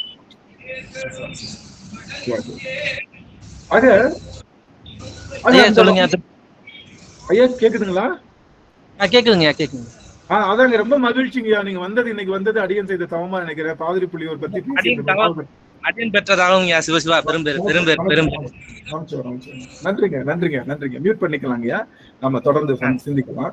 நமச்சிவாய். ஆக பாதிரி புலியூர் மதுரை எம்பதியினுடைய மிகப்பெரிய பெருமையை மனசுல வச்சுக்கிட்டு எங்க மதுரை மாதிரி உலகத்துல வராதுன்னு நினைச்சுக்கிட்டு இருந்த அடியனுக்கு அந்த இடத்தையும் சாமி வந்து அந்த செருக்க நீக்கினார். இங்க பாரு எப்படி வந்து என்ன மாதிரி அருள் செய்திருக்கேன் பாதிரி புலியூர்ல பாரு அப்படின்னு தலைமாயை உடைச்சு எறிஞ்சாரு. நீங்க அந்த பாதிரி புலியூர்ல நாவுக்கரச பெருமான் வைத்த அடி என்பது நம்மெல்லாம் வச்ச அடி மாதிரி. நாமெல்லாம் மும்மலக்கல்லையும் இருவினை பாசத்திலையும் நம்மளுடைய பிறவி கடல்லையும் நீங்கணும் அப்படின்னா அந்த பாதிரி புலியூரான நாம நினைக்கணும் அப்படின்னு சொல்லி சுவாமி அதை நமக்கு சொல்லுகின்றார். அந்த பாடல் தான் நம்ம பாக்குறோம். இப்போ அந்த பாடலை அடியன் வந்து டிஸ்பிளே போடுறேன், மன்னிக்கணும். சரி சரி சரி. ஆக தெரியுதுங்களா எங்க எல்லாத்துக்கும்? டிஸ்பிளே வருதுங்களா சுவாமி? அதுதான் நல்லது. ஆக இந்த வாய்ந்த சீர் வாய்ந்த சீர் வருணனே வாக்கின் மன்னரை சேர்ந்தடை கருங்கல்லே சிவிகை ஆயிட ஏந்திய கொண்டெழுந்தருளு வித்தனன் பூந்திரு பாதிரி புலியூர் பாங்கரில் அந்த பாங்கர் அருகில் இருக்கிற இடத்துல அவர்களை கொண்டு போய் அந்த வருணன் வந்து அங்க சேர்த்தார். அந்த இடம் தான் இப்ப கரையேறிய குப்பம் அப்படின்னு சொல்லுகின்ற அந்த இடமாக விளங்குகின்றது. வந்தாரு, இப்பதான் வர்றாரு. என்ன பண்றாரு? இப்பதான் அத்திருப்பதியினில் அணைந்த அன்பரை மெய்த்தவ குழாமெல்லாம் மேவி ஆர்த்தல எத்திசையினும் அறவென்னும் ஓசை போல் தத்து நீர் பெருங்கடல் தானும் ஆர்த்ததே. அவர் இப்ப கடல்ல இருந்து அவர் இறங்கி வராத காட்சிப்பட்டார். அத்திருப்பதியினில் எங்க கரையேறிய குப்பத்துல அணைந்த அன்பரை மெய்த்தவ, இங்க எல்லாரும் பார்த்துக்கிட்டு இருக்காங்க, எல்லாரும் கண்கள் பார்க்க. ஒரு கல்லு மிதந்து கல்லுக்கு மேல ஒருத்தர் உட்கார்ந்து அப்படியே வர்றாரு, எங்க கடல்ல இருந்து அப்படி வர்றாரு. பாக்குறவங்களுக்கு எல்லாம் எப்படி இருக்கும்? என்ன நடக்குதுன்னே தெரியலையே, யாரு வருன்னே தெரியலையேன்னு எல்லாரும் அந்த மெய்த்தவ குழாங்கள் சிவனடியார்கள் எல்லாம் அப்படியே குழாமாக நின்று நிற்கின்றார்கள். எத்திசையினும் அரண். எல்லாரும் என்ன பண்ணுவாங்க? சிவனடியார்கள் சிவ அப்படின்றது அற அப்படின்ற ரெண்டுமே ஒண்ணுதான். அரன்னு சொன்னாங்கன்னா, அரன்னு எப்ப சொல்லுவாங்கன்னா, நாம ரொம்ப ஆனந்தமா இருக்குன்னு சொல்றோம், ஆஹான்னு சொல்றோம்ல, ஆஹான்னு சொல்லுவோம் இல்லையா? ஆஹா அப்படிங்கிறதும் அற அப்படிங்கிறதும் ஒண்ணுதான். ஆ என்றால் சிவன், ஆ என்றால் அன்னை பராசக்தி. அற அப்படிங்கிறதுலயும் அறன்றது ஆஹா அப்படின்னு சொல்றோம் இல்லையா? அதனுடைய வடிவம் தான் அற. அதனால யாரெல்லாம் எப்பெல்லாம் ரொம்ப புலகாங்கித அடைஞ்சாங்களோ அப்பெல்லாம் சிவனடியார் என்ன சொல்லுவாங்க? அரஹர ஹர ஹர ஹர அரஹர ஹர ஹர ஹர அரஹர அரஹரன்னு சொல்லுவாங்க. அவங்க எல்லாம் என்ன சொல்றாங்களோ பக்தி, அவங்க எல்லாரும் அதுல நின்னுக்கிறாங்க. இதுல அந்த கடற்கரையில நின்றுகிட்டு அரஹர ஹரஹர அரஹர அரஹர ஆக ஆக இப்படி கடல்ல ஒருத்தர் மிதந்து வராரு, எத்தனை பெருமை எத்தனை பெருமைன்னு எல்லாரும் சொல்லும் போது கடல் ஒளியும் கடல்ல வருகின்ற ஒளியும் இவர்கள் அரகர சொல்கின்ற ஒளியும் ஒன்னா சேருதான். அப்ப இன்னும் ஒளி பெருக்கு பெருசா வருதான்.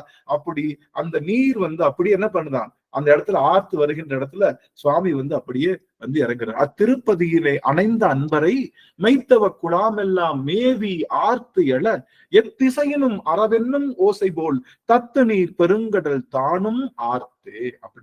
அப்படி ஆர்த்து பெருகி ஒளி அந்த அரகர ஒளியிலே ஒலிக்கின்ற நீரானது வருகின்றது அப்படின்னு இந்த 132 சொல்றாங்க.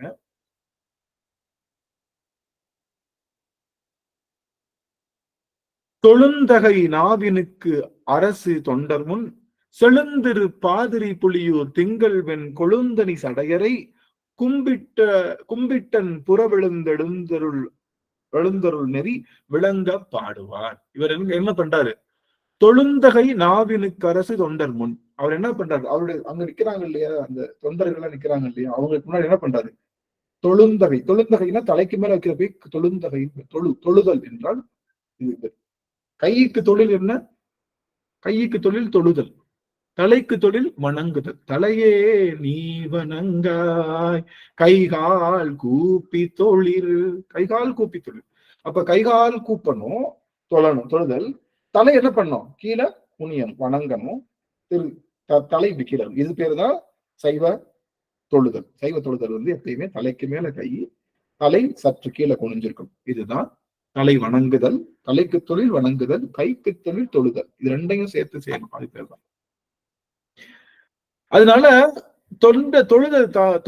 தொழுந்தகை நாவினுக்கு அரசு தொண்டர் முன். அப்படியே நான் தொண்டர்கள் முன்னாடி என்ன பண்றாரு? பீடு நடையோட வரல. யாரு? நான் தான்டா பெரிய ஆளு, கடல்ல இருந்து வந்துட்டேன்டா அப்படின்னு வரல. இவர் என்ன பண்றாரு? தொண்டர்களை பார்த்த உடனே தொழுகின்றார். தொண்டர்கள் எல்லாம் அரகர் அரகர் அரகர் அரகர் என்று சொல்கின்றார்ல, அந்த கல்லுல இருந்து இறங்கி வந்து தொழுதாரு. இப்படி தொழுது வந்து தொண்டர் முன் என்ன பண்றாரு, இன்னைக்குதான் வந்து கரையேறிய குப்பமும் பாதிரி புலியூரும் ரொம்ப தூரமா இருக்கு. கடல் வந்து உள் வாங்கிருச்சு. அந்த காலத்துல ரொம்ப பக்கமா இருந்தது, ரொம்ப பக்கம். நீங்க இறங்குனா ஒரு 10 அடி ஒரு 20 அடி வச்சாலே பாதிரி புலியூர் கோயிலுக்குள்ள போயிடலாம். அந்த மாதிரிதான் இருந்தது. அப்படிதான் இருந்தது அந்த காலத்துல உள்ள அவர் இறங்கின இடம். ஆனா இன்னைக்கு நாம அவர் இறங்கின இடத்த ஒரு ஐடென்டிபிகேஷனா வச்சு அந்த இடத்துல ஒரு குளம் வெட்டி அந்த குளத்துலதான் வந்து இறங்கினதாக பல காலமாக பல நூற்றாண்டுகளாக அதுதான் வச்சு வழிபாடு செய்துட்டு இருக்காங்க. அப்படி அவர் இறங்கிட்டாரு. இறங்கின உடனே அங்கிருந்து உள்ள எங்க போறாரு, செழுந்திரு பாதிரி புலியூர் திங்கள் வெண் கொழுந்தனி சடையறை. அவர் கையில என்ன தலையில சூட்டியிருக்காரு, திங்களை சூட்டியிருக்காரு. வெண்கொழுந்தாக இருக்கக்கூடிய வெண்கொழுந்து, அத திங்கள் எப்படி இருக்கான், வெண்கொழுந்து போல இருக்கான். வெண்கொழுந்து போல இருக்கக்கூடிய திங்களை சொல்ற. ஏன் இந்த வார்த்தை சொல்றாரு, திங்களும் தப்பு பண்ணிதான் காலில் விழுந்துச்சு. திங்களும் சிவபெருமான மறந்து தப்பு பண்ணிடுச்சு.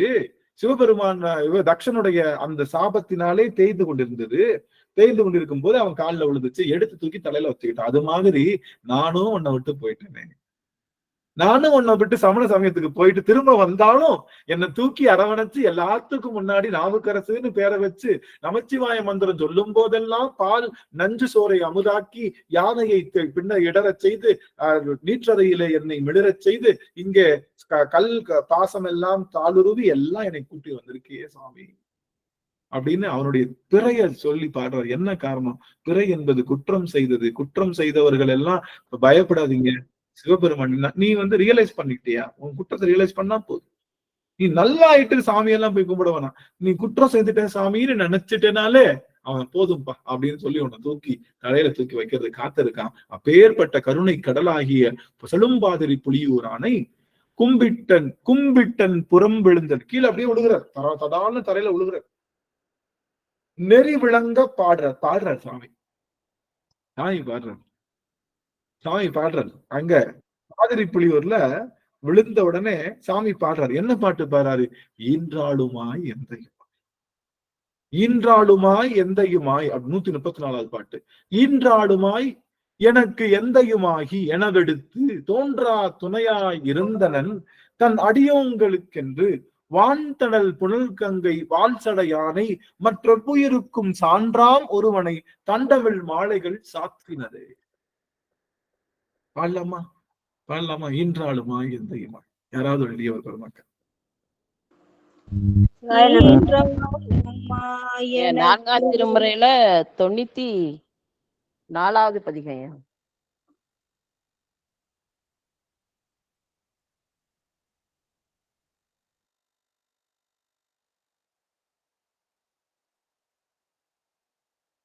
பாடு.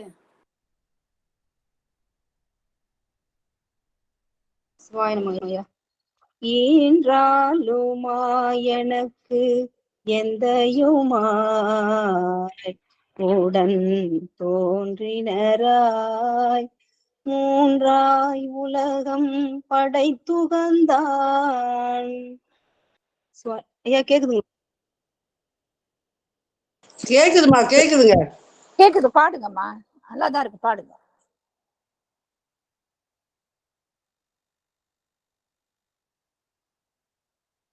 வரி ஒழுங்கா பார்த்து பாட.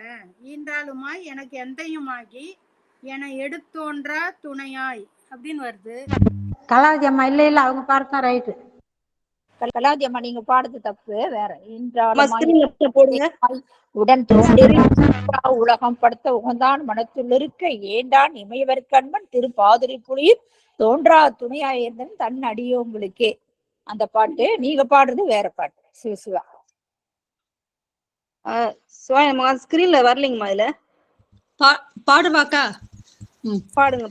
ஸ்கிரீன்ல வந்து பெரிய புராணம் தான் வரும். ஸ்கிரீன்ல பெரிய புராணம் இருக்கா, அந்த பாட்டு நாகரசருடைய பதிகத்துல வரும். தேவாரத்துல பதிகத்துல 94வது பதிகம். 4வது பாட்டு. 4ஆம் திருமுறையில 94வது பாட்டு. ஈன்றாளுமாய் எனக்கு எந்தையுமாய் உடன் தோன்றினராய் மூன்றாய் உலகம் படைத்து உகந்தா மனத்துள்ளிருக்கு ஏன்றான் இமையருக்கு அன்பன் திருப்பாதிரி புலியூர் தோன்றா துணையாய் இருந்தனன் தன்னடியோங்களுக்கே.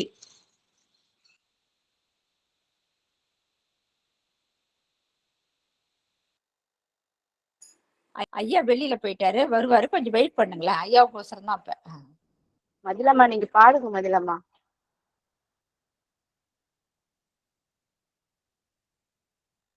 அம்மா அந்த பதியம் இப்ப என்கிட்ட இல்லைங்கம்மா. இல்லைங்களா?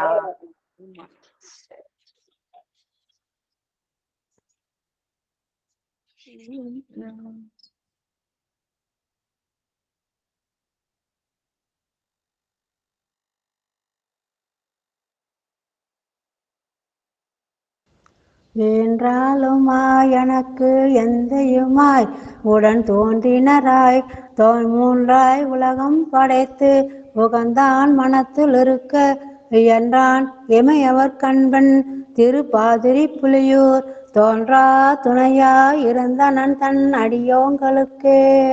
திருச்சிற்றம்பலம். திருச்சிற்றம்பலம். சாமி பேசு.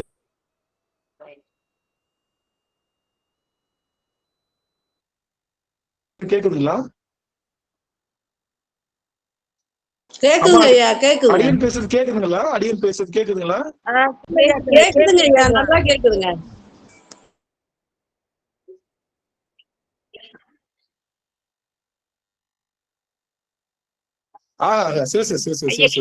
திடீர்னு என்னன்னு தெரியல சாமி, இங்க நெட் கொஞ்சம் ப்ராப்ளம் ஆயிடுச்சு. இன்றாலுமாய் பாடல் பாடுங்க சுவாமி, பாடுங்க பாடுங்க. இன்றாலுமாய் பாடல் பாடுங்க. அதை கேட்கறதுக்கு தான் அடியன் காத்திருந்தேன். பாடுங்க அந்த பாடல் பாடுங்க. திருச்சிற்றம்பலம். ஈன்றாளுமாய் எனக்கு எந்தையுமாயுடன் தோன்றினாராய் மூன்றாய் உலகம் படைத்துகந்தான் மனத்துள் இருக்க ஏன்றான் இமையவர்க்கு அன்பன் திருப்பாதிரி புலியூர் தோன்றா துணையாய் இருந்தனன் தன்னடியோங்களுக்கே.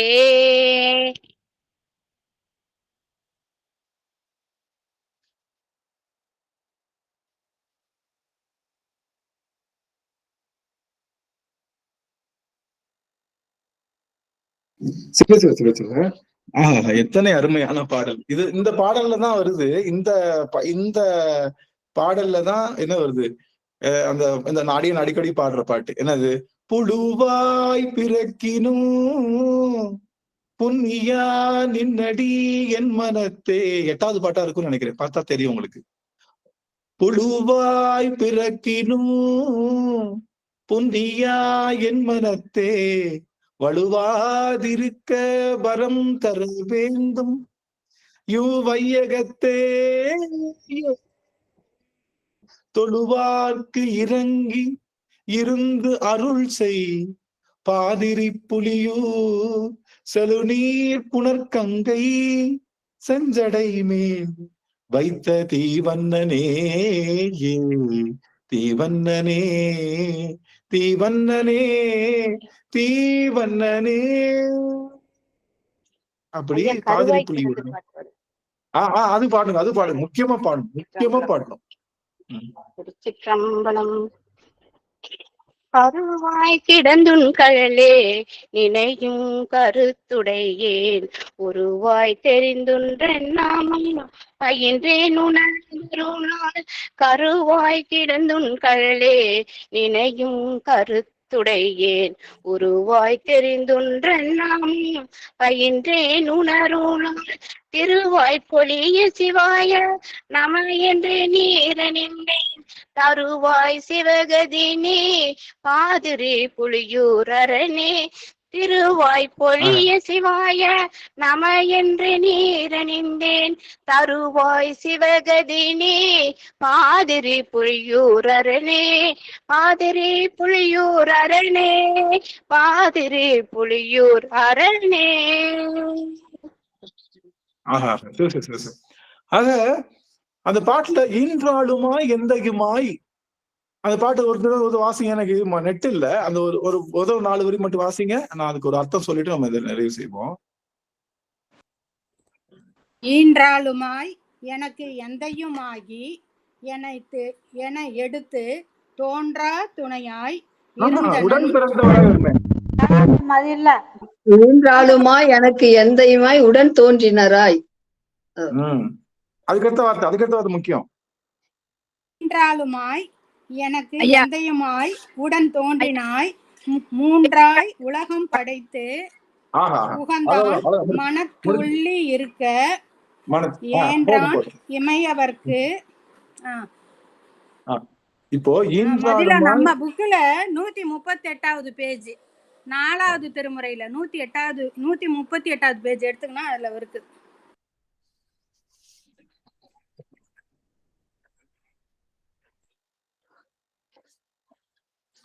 சுவாமி ஒரே ஒரு நிமிஷம். அப்போ இதுல ஈன்றாளுமாய் எந்தையுமாய் அப்படின்னு சொல்றாரு சுவாமி. அப்போ 94வது பதிகம் ஐயா, 94வது பதிகம். ரைட்.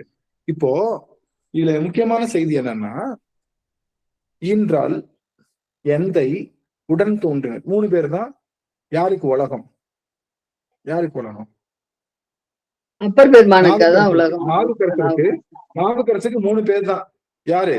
ஈன்றாள், அவருடைய தந்தை, அப்புறம் அவங்க அக்கா, 3 பேர் தான்.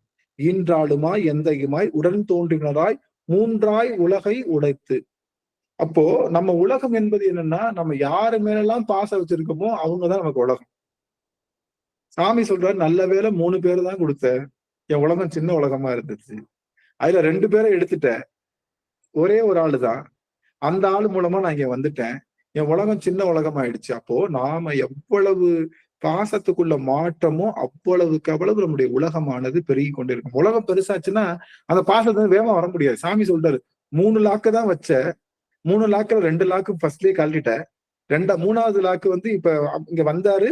இங்க திருப்பதிகையில ஐயா பல பணிகள் செய்து இருக்கும் போது அம்மையார் என்ன ஆயிட்டாங்க? அம்மா என்ன ஆயிட்டாங்க? அம்மா காலமாயிட்டாங்க. ஏற்கனவே பார்த்தோம் இல்லையா, காலமானதுக்கு அப்புறம் தான் அந்த திருப்பதிகை விட்டே வெளியே வந்தாரு. அக்கா விட்டு புரியல, அக்கா விட்டுட்டு போகல. அங்க முடிஞ்சதுக்கு அப்புறம் தான் இது எல்லாமே சமணர்கள் பண்றதுக்கு முன்னாடியே அம்மா அந்த ஆனந்தத்திலேயே அம்மா சிவபதம் அடைஞ்சிட்டாங்கன்னு நினைக்கிறேன். ஆகா, என் தம்பிக்கு திருநாவுக்கரசுன்னு பேர் வச்சுட்டாரு, இந்த ஆனந்தத்திலேயே அம்மா சிவபதம் அடைஞ்சிட்டாங்களா என்னன்னு தெரியல. அதுக்கப்புறம் தம்பி பட்ட பாடெல்லாம் பார்க்கல. தம்பி இங்க தம்பிய இந்த இதுல இது பாக்குறது, நஞ்சுல பால் ஊட்டுறது எதுவுமே பார்க்கல. பார்த்து சும்மாவா இருப்பாங்க இந்த அம்மா? போய் எல்லாத்தையும் ஒன்றுல நாக்கி இருக்க மாட்டாங்க. ஆனா அம்மா இல்ல. அப்படி அம்மா அப்போ அந்த பொருள் அவங்களே எடுத்துட்டேன். எனக்கு 3 பேர் தான் உலகம் வச்சேன். ஈன்றாளுமாய் எந்தையுமாய் உடன் தோன்றினராய் என்று 3 உலகம் படைத்துகந்தாய். அந்த 3ஐயும் எடுத்துட்டு இப்ப என் உலகம் நீ மட்டும்தான், இப்ப என் உலகம் நீ மட்டும்தான் ஆக்கிட்ட சுவாமி அப்படின்னு சொல்லி, அது போல என்ன சொல்ல வர்றாருன்னா, நம்ம எத்தனை பாசங்கள் வைத்திருக்கின்றோமோ, எத்தனை பேர் மேல உரிமை வச்சிருக்கிறோமோ அவ்வளவு லாக்கு நம்ம கிட்ட இருக்குன்றான். எவ்வளவுக்கு எவ்வளவு சின்னதா வச்சுக்கிறோமோ அவ்வளவுக்கு எவ்வளவு நல்லது அப்படின்னு சாமி சொல்றாரு. என் லாக்ல இருந்து எடுத்துட்டப்பா, போதும்பா, நான் வந்துட்டேன், நீயாச்சு நான் ஆச்சு, இனிமே உன் திருவடிதான், எனக்கு வேற உலகம் இல்ல, என்னுடைய எல்லா உலகமும் நீதான், பாதிரி புலியூரானே என்னுடைய உலகமானவனே அப்படின்னு சொல்லி இந்த பாடலை தொடங்குறாரு. இந்த பாடல் அடியன் படிச்சுட்டேன், கிட்டத்தட்ட ஒரு மாசத்துக்கு முன்னாடியே எல்லாமே படிச்சாச்சு.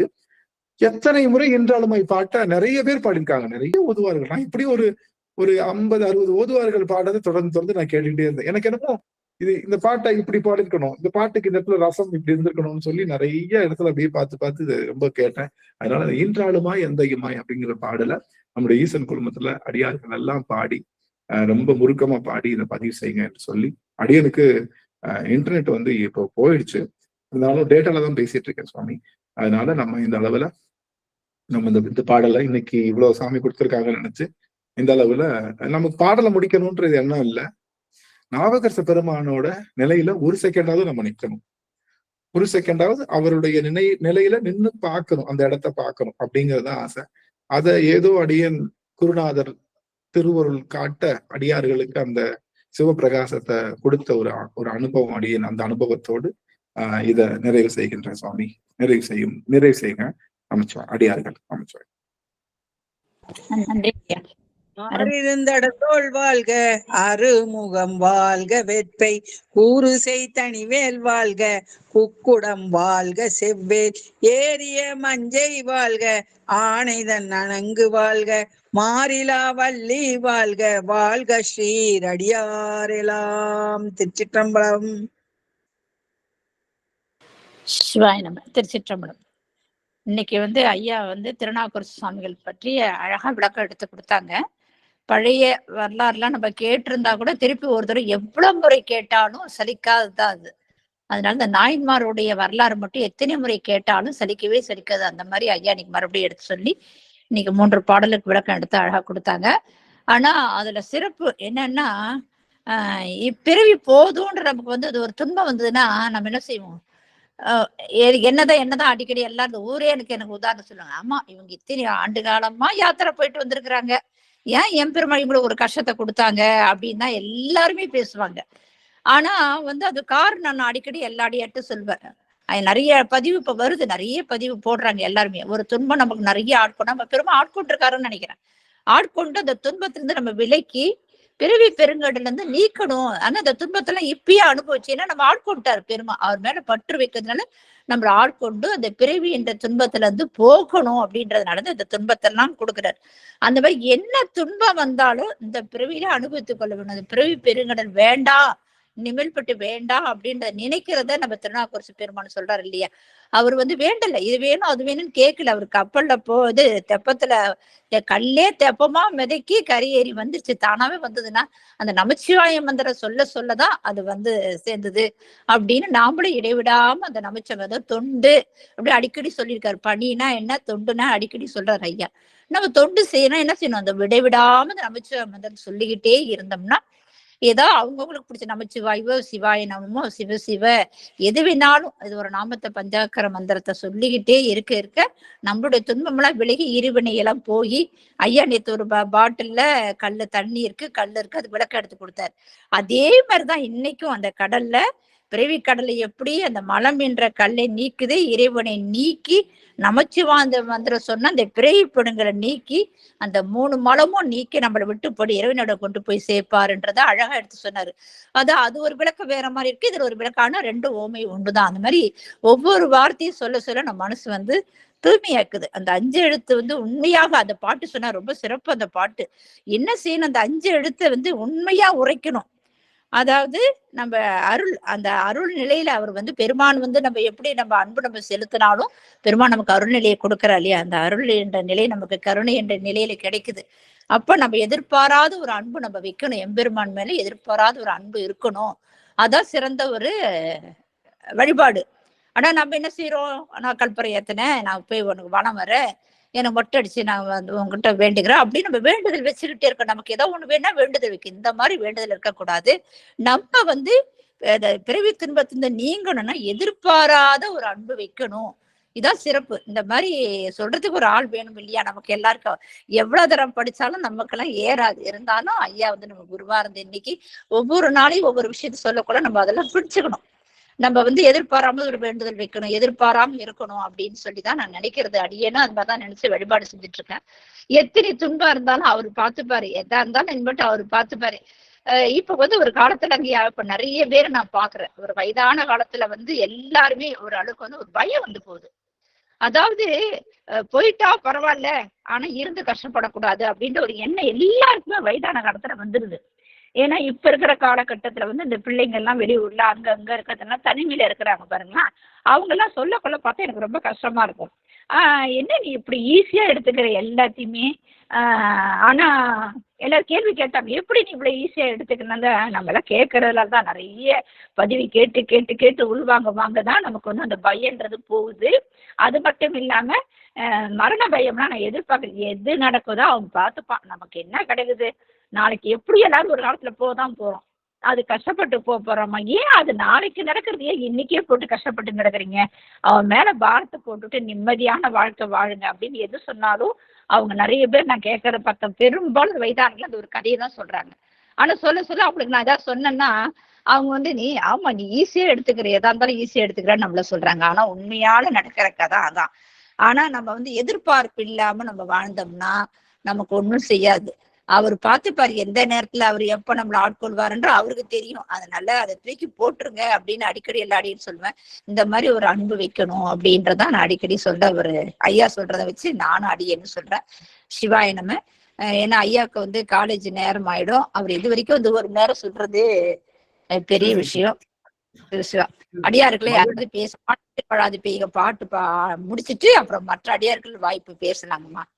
வான்முகில் படாது பெய்க மலி வளம் சுரக்க மன்னன் கோன்முறை அரசு செய்க குறைவிலாது உயிர்கள் வாழ்க நான்மறை அறங்கள் ஓங்க நத்தவம் வேள்வி மல்க மேன்மைக்குள் சைவ நீதி விளங்குக உலகமெல்லாம் மேன்மைக்குள் சைவ நீதி விளங்குக உலகமெல்லாம். திருச்சிற்றம்பலம்.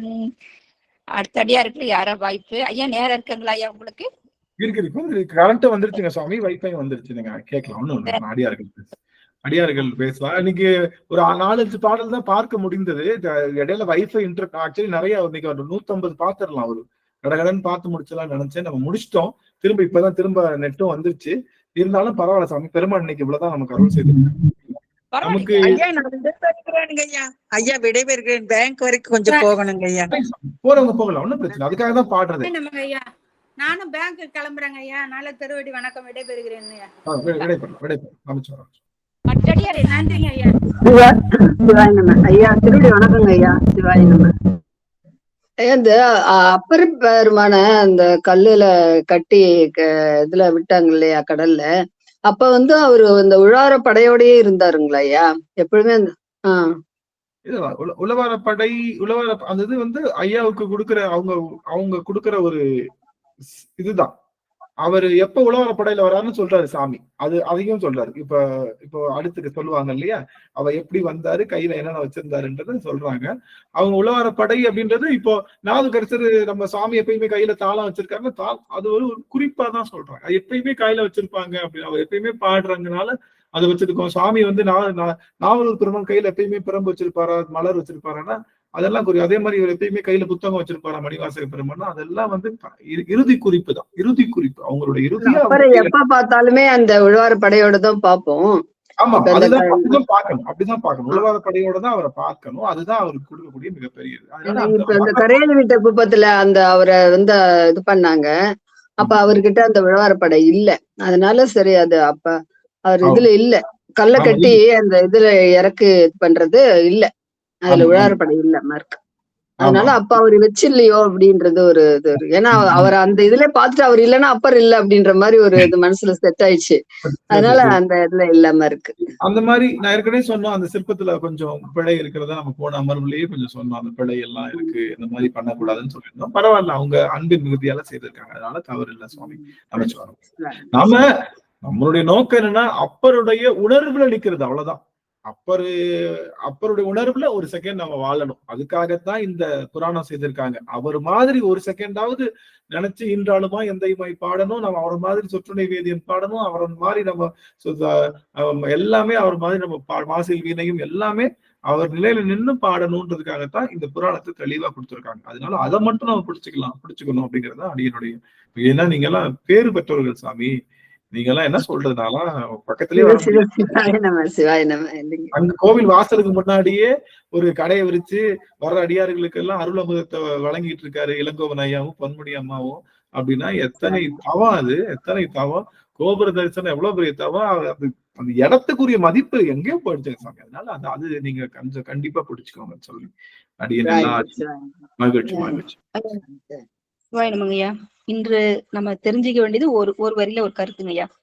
நம்ம திருநாவுக்கரசர் மாதிரி நமக்கு அந்த துன்பங்கள்லாம் இல்ல, இருந்தாலும் அளவு கடந்த துன்பத்தை அனுபவிச்சாலும் முழு சரணாகதி நம்ம இறைவன்கிட்ட எந்த எதிர்பார்ப்பும் இல்லாத முழு சரணாகதி அடைஞ்சுக்கிட்டோம்னா இறைவன் வந்து நமக்கு சீக்கிரம் வந்து நமக்கு இந்த இன்னல்கள்லாம் தீர்த்துருவார்ன்றது இந்த முழுசாவே தெரிஞ்சுக்கிடுச்சுங்க. ஏன்னு கேட்டீங்கன்னா அவர் அத்தனை நிலையிலையும் என்னை காப்பாத்துன்னு சொல்லல, எல்லாம் சிவனேன்ட்டு போயிட்டாங்க. அதனால முழு சரணாகதி அடையணும்ன்றது ஒரு இது. இந்த வேண்டுதல் வைக்கிறேன், எனக்கு அது செய்யறேன் அப்படின்னு கூட அம்மா சொன்னாங்க.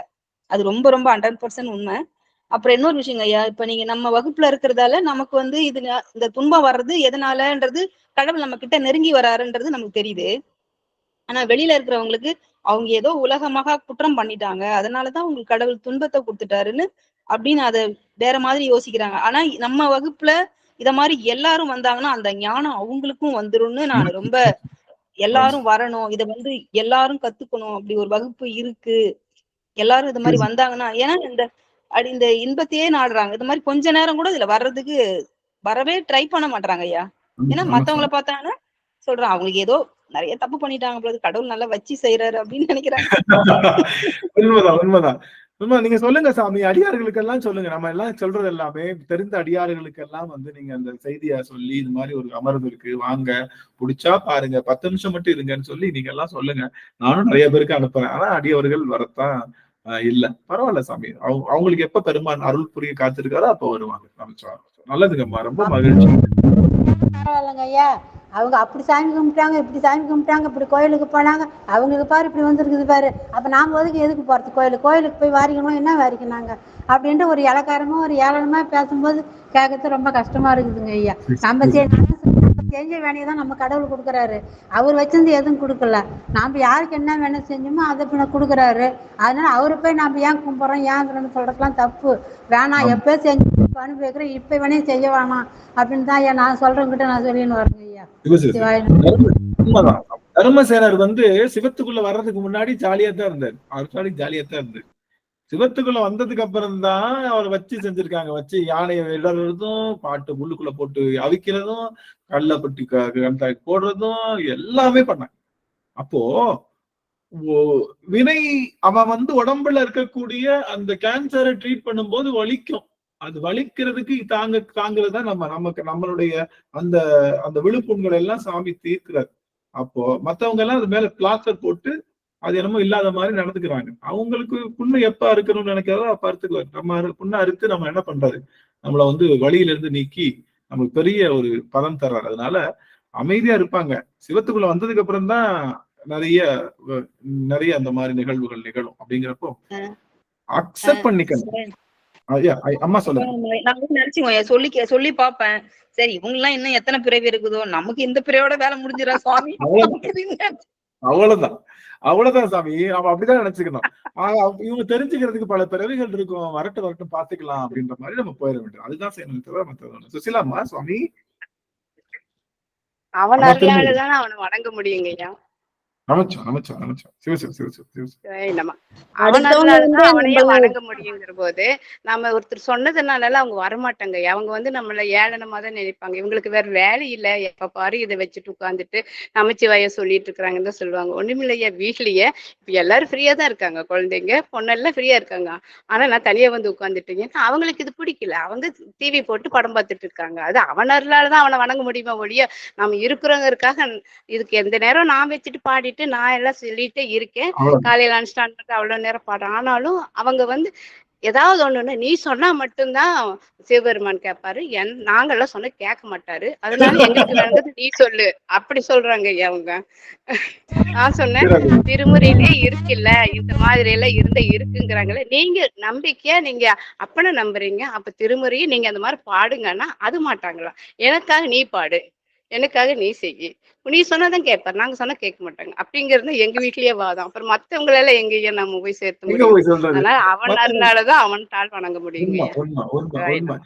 பிரேமா அம்மா வாய்ப்பு கொடுக்கலன்னா நானும் ஏதோ படம் பார்த்து தான் உட்காந்துருப்பேன். நானும் ஏதோ படம் பார்த்துட்டு ஏதோ ஒரு வாட்ஸ்அப் பேஸ்புக்கை பார்த்து அம்மா கொடுத்த வாய்ப்புலதான் பெருமாளை சிந்திச்சு உட்காந்துருக்கமே தவிர அடியனும் அப்படிப்படும். அதனால இறை சிந்தனை நமக்குள்ள வரணும்னா அடியவர்களோடு தொடர்பு இருந்துட்டே இருக்கணும். நாம மறக்கணும், கொஞ்சம் போய் வெளியில போய் உலகத்தை அனுபவிக்க நினைக்கப்ப கூட ஒரு அமர்வு இருக்கு வாப்பானா, ஐயோ அவங்க சொல்லிட்டாங்க தட்டக்கூடாதுன்றதுக்காகவாவது சும்மா வருவோம். ஆனா அந்த அமர்வுல பெருஞ்செய்தி நம்மளை காப்பாத்தி நம்மளை வெளியே கொண்டு வந்துடும். வர்றது வந்து ஐயோ அவங்க சொல்லிட்டாங்களே, ஐயோ முக்கியமான வேலை இருக்கு, இந்த அம்மாவுக்கு வேற வேலை இல்லை, எப்ப பார்த்தாலும் இந்த காலைக்கும் சாயங்காலத்துக்கும் ஏதாச்சும் ஒண்ணு போட்டு 2 மணி நேரம் உட்கார வச்சிடறாங்களேன்னு இருந்தாலும் சரி அம்மா கூப்பிட்டுட்டாங்க மரியாதைக்கு போவோம்னு போகிறப்போ அந்த இடத்துல சிவபிரபாகம் உள்ளுக்குள்ள வந்து இன்னும் நம்மளை பெருக்கி அடுத்த அமர்வு நீங்க எப்பன்னு சொல்லுங்க நாங்க வர்றோன்ற எண்ணத்தை உருவாக்கி கொடுத்தோம். அப்போ அந்த அடியார் திருக்கூட்டம் தான் நம்மளை வந்து பண்படுத்திக்கிட்டே இருக்கும். நம்ம நழுவும் போதெல்லாம் அடியார் திருக்கூட்டம் நம்ம பிடிக்கும்.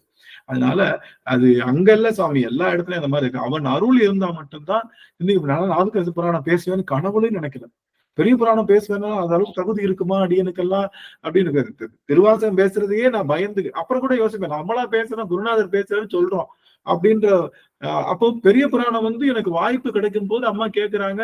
நான் ஒரு அமர்வுல முடிக்கலாம் தான் நினைச்சேன், மொத்தமா கிடைக்குதுன்னு சொல்லி அங்கங்க ஒண்ணு சொல்லி அப்புறம் பார்த்தேன். நான் கொஞ்சம் உள்ள போய் பார்க்கலாமேன்னு பார்த்து கரைஞ்சு போய் கிட்டத்தட்ட 6 நாட்கள் 7 நாட்கள் தொடர்ந்து படிச்சு பஸ்லயே படிச்சு அழுதுகிட்டே தான் போவேன். பஸ்ல சில சமயம் சீட்டு, காலேஜ் பஸ்னா ஓகே, சீட்டு கிடைக்காது, நின்றுட்டு போவேன். கையில மொபைல் எடுத்து அவங்க எல்லாம் பேசிட்டு வருவாங்க, வேற முடியல. அடியன் நாவுக்கரசு புராணம் படிக்கும்போது அப்படியே அந்த இடத்துக்கு போய் நான் அடியன் எண்ணிய எண்ணங்கள்ல உங்ககிட்ட வெளிப்படுத்துறது 5% தான். என்னால சில வார்த்தைகள் எல்லாம் போட முடியல, சில விஷயங்கள் சொல்ல முடியல. 5% தான் உங்ககிட்ட வெளிப்படுது. 95% உள்ளேயே வச்சு அடியன் 5 நாட்களை தொடர்ந்து அழுது கொண்டே இருந்தேன் நாவுக்கரசு புராணம். ஆகா, மணிவாசகர் பெருசு நினைச்சுமே நாவுக்கரசர் எவ்வளவு பெரிய ஆளா இருக்காங்க, என்னப்பா இருக்காங்க அப்படின்னு. அதுல இந்த இடத்துக்கெல்லாம் வந்தது. நம்ம அடியாறுகளோடு பாதிரி புலியூர், நம்ம கையெறிய குப்பம் எல்லாம் இந்த அம்மா சொன்ன மாதிரி திருவாமூருக்கும் நம்ம போயிருந்தோம். இந்த வட்டம் வர்றோம் சாமி, வந்து செய்யறோம் நாவுக்கரசர் செய்யறோம். நம்ம செஞ்சு நாம் அப்படியே அவரு வேற இல்லை நம்ம வேற இல்லைன்னு போய் அப்படியே என்ன சொல்றது அது மாதிரி போனோம்.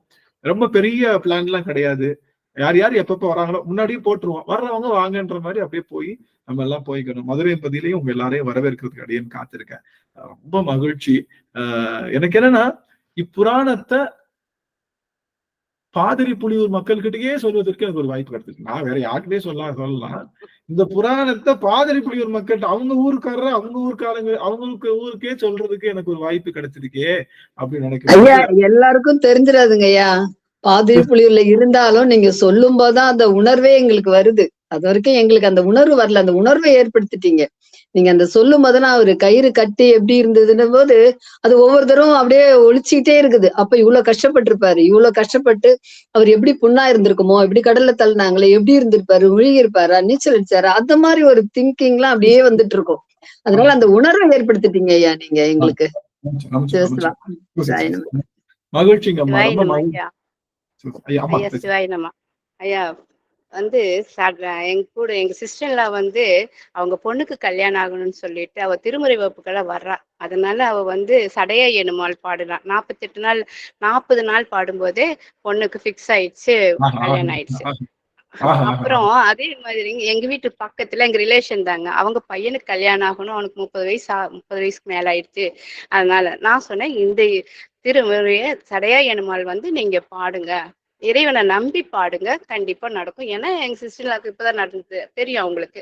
நான் சொன்னேன். ஆனா அவங்க இப்ப 2-3 மாசமா பாடிட்டு இருக்காங்க, ஒண்ணும் அமையலன்னு சொல்லி அவங்களுக்கு எம்மேல ஒரே கோவங்க. இறைவனை நம்பி பாடினாதான் அது. நீங்க அந்த அளவுக்கு அப்ப இறைவன் நம்பலன்னு நான் சொன்ன தப்பா போயிடுங்கய்யா. நீங்க பாடுங்கன்னு சொல்லிட்டு விட்டுட்டேன். ஆனா இந்த மாதிரி இருக்கிறவங்களை நம்ம என்னங்கய்யா பண்ண முடியும்? இல்ல நம்ம அவங்களுக்காக விண்ணப்பம் வைக்கலாம், சரியாயிடும். நம்ம எல்லாரும் சேர்ந்து விண்ணப்பம் வைப்போம். அவங்களுக்கு கூடிய விரைவிலேயே நிறைய நம்ம திருவாசக சிந்தனை நடக்காத அதிசயமா எத்தனை அதிசயங்களை செய்து கொடுத்திருக்கான் சுவாமி அப்படிங்கிறப்போ, அதனால நம்ம எல்லாரும் சேர்ந்து நம்ம நினைச்சுக்குவோம் அவங்களுக்கு கூடிய விரைவில் திரும்ப தினமும் அடியேன் அந்த யோக நம்ம குபேர முத்திரையில அடியார்களை மட்டும் நினைச்சுக்குவேன். இந்த அடியார்களுக்கு இதை செஞ்சிரு, அந்த அடியார்களுக்கு இதை செஞ்சிருன்னு பெருமான்ட்ட கெஞ்சுவேன். நான் இதெல்லாம் பண்ணி கொடுத்துரு சாமி, எனக்குன்னு என்ன பண்றியோ இல்லையோ, ஒன்னு நம்பி வந்த அடியார்களுக்கு நீ இல்லைன்னு கையை விரிச்சாத சுவாமின்னு அவனுக்காக சொல்லி, அதனால அடியார் இந்த விண்ணப்பம் வைக்கிறேன் சுவாமி, சீக்கிரத்துல அவங்களுக்கு வந்தோம். அவங்க சொல்ல நம்ம நட்சத்திரத்துக்கு நம்ம நேரத்துக்கு உடனே அமையும், இந்த நேரத்துல அமைஞ்சாதான் நல்லதா அமையும். அதனால அதுவரை கொஞ்சம் பொறுமையா எவ்வளவுக்கு எவ்வளவு நம்ம இருக்கோம் அப்படிங்கறத சுவாமி பாப்பாரு. அதனால நீங்க பாருங்க, நல்ல ஒரு மனை வாழ்க்கை வந்துரும்னு சொல்லுங்க. அடியனும் விண்ணப்பிக்கிறேன் அவங்களுக்காக. கூடிய அடுத்த அமர்வுக்குள்ள நீங்க சொல்லுவீங்க ஐயா நல்லபடியா அமைஞ்சிருச்சுன்னு சொல்ற அளவுக்கு பெருமாள் உங்களுக்கு துரிதமா செய்து கொடுக்கும். அமைச்சோம் நல்லதுங்க. நான் என்ன சொல்ல வரேன்னா, அடியவர் பெருமக்கள் எல்லாம் ஒவ்வொரு முறையும் ஒரு அருளாறுகளை பற்றி படிக்கும் போது அவர்களோட வாழ்வுல நம்மளும் ஒரு நிமிடம் வாழ்ந்துட்டு வந்துடணும் அப்படிங்கிறதுதான் நம்மளுடைய பெரிய புராணம் நமக்கு சொல்லுது. இதுல என்னன்னா, வருகின்ற அந்த கஷ்டங்களை முழுங்க கத்து கொடுத்தவர் தான் சுவாமி. முழுங்கு கஷ்டத்தை முழுங்க. நீ நல்லது செஞ்சா உனக்கு வருது, வினை வருதுன்னா வினை வினைக்கு காரணம் நீதான்னு சொல்லி அது முழுங்க, நீ செய்த தவறுனாலதான் வினை வந்திருக்குன்னு முழுங்க கத்துக்கோன்னு சொல்றவர் தான் நம்முடைய நாவுக்கரசு பெருமான். அதனால வினைகளை முழுவதுமாக, ஏன்னா நமச்சிவாயம் வந்த சொன்னதுக்கு அப்புறமும் வினை வருதுன்னா, நமச்சிவாயம் சொன்னதுக்கு அப்புறமும் வினை வருதுன்னா அந்த வினை ஏற்கனவே டிசைன் பண்ண வினை, அது அனுபவிச்சாதான் அவனை போய் அடைய முடியுன்றதுக்காக அவன் நினைச்சா நீக்கிடலாம். ஆனா அதை நீக்க தேவையில்லை. எனக்கு இந்த பிறவி போதும்னு நினைக்கிறவங்களுக்கு எல்லாம் தேவை. பிறவி போதும்னு நினைக்கிறவங்க எல்லாம் வலி இருக்கும் சாமி, அவ்வளவுதான். இதுவே ஹாஸ்பிட்டல் வரக்கூடாதுன்னு நினைக்கிறவங்களுக்கு எல்லாம் கிளீன் பண்ணி அனுப்புறாங்க, அவ்வளவுதான். இல்ல ஒரு மாத்திரை மட்டும் போடுங்க, அப்புறம் பாத்துக்கலாம், பெருசா வரப்ப பாத்துக்கலாம், கட்டி பெருசானதுக்கு அப்புறம் அறுத்துக்கலாம்னு சொல்லிட்டு போறவங்க எல்லாம் அவங்க அடுத்தடுத்த பிறவிக்கு வந்து பெரிய கட்டி வர்றப்ப அவங்க அறுத்துதான் அனுப்புவோம். நமக்கு இப்ப பெரிய கட்டி வந்ததை நம்ம நினைச்சிட்டு நம்மளை அறுத்து பெருமாள் அனுக்கிறதுனால நமக்கு எவ்வளவுக்கு எவ்வளவு அறுக்கிறாரோ அவ்வளவுக்கு எவ்வளவு நம்ம அந்த வினையை விட்டு நீங்களும் இந்த பிறவியை விட்டு போறோம்னு அர்த்தம். அதனால அடியேன் வந்து ஒரு நல்ல விஷயம், அடியவர் பெருமக்களை பார்ப்பதற்கு இந்த வாய்ப்பு கிடைச்சது. என்ன தெரிவித்த தவம் தான் எனக்கு. வார்த்தைகளே இல்ல. நிறைய சிவாயனமுங்கய்யா. நம்ம இப்ப நான் இந்த வகுப்புல வந்துல இருந்து ஒரு மனுஷரை நான் பார்த்தேன்னு வச்சுங்கய்யா, அவங்கள வந்து இப்ப இவங்க எந்த கேட்டகரியில இருக்கிறாங்க அப்படின்றது என்னால நோட்டிபிகேஷன் போட முடியுது.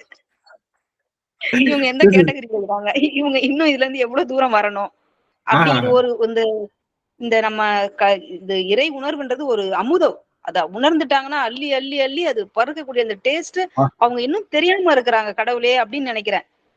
எனக்கு கொடுத்த இறைவன் இன்னும் அவங்களுக்கு கொடுக்கல, அவங்களுக்கு கொடுக்கணும். எல்லாரும் இதுல வந்து ஈடுபட்டு இந்த துன்பத்துல இருந்து நீங்கணும் அப்படின்னு நினைக்கிறாங்க ஐயா. ஆனா அவங்க ஒருத்தவங்களை பார்த்த உடனே இவங்க இப்படி இருக்காங்க இப்படி இருக்கிறாங்க, இவங்கள்ட்ட இதுக்கு மேல போக கூடாது, இவங்கள்ட்ட இதுக்கு மேல பேச்சே வச்சுக்க கூடாது அப்படின்றதெல்லாம் நான் வந்து நம்ம வகுப்பு வந்ததுக்கு அப்புறம் அந்த தெளிவு அடுத்தவங்களை பார்த்து நான் கணக்கு போடுற அளவுக்கு இந்த மைண்ட் வந்துருச்சுங்க. அதனால ரொம்ப ரொம்ப மகிழ்ச்சி எனக்கு. எப்பயுமே நமக்கு ஆனந்தயா கிளாஸுக்கு வந்தோம், நமக்கு இந்த அளவுக்கு ஒரு அறிவு வந்துருச்சு அப்படின்றதுதான் அந்த குருநாதர உடைய அந்த நன்றி நன்றி நன்றின்றது என் மனசுல ஓடிட்டே இருக்குங்கய்யா. நான் உங்களோட தொடர்புல இல்லாட்டாலும் நம்ம எங்க இருந்தாலும் அந்த எனக்குள்ள இருக்காங்க, எல்லாருமே எனக்குள்ள இருக்காங்க. நான் வெளியில போய் தேடவே இல்லை.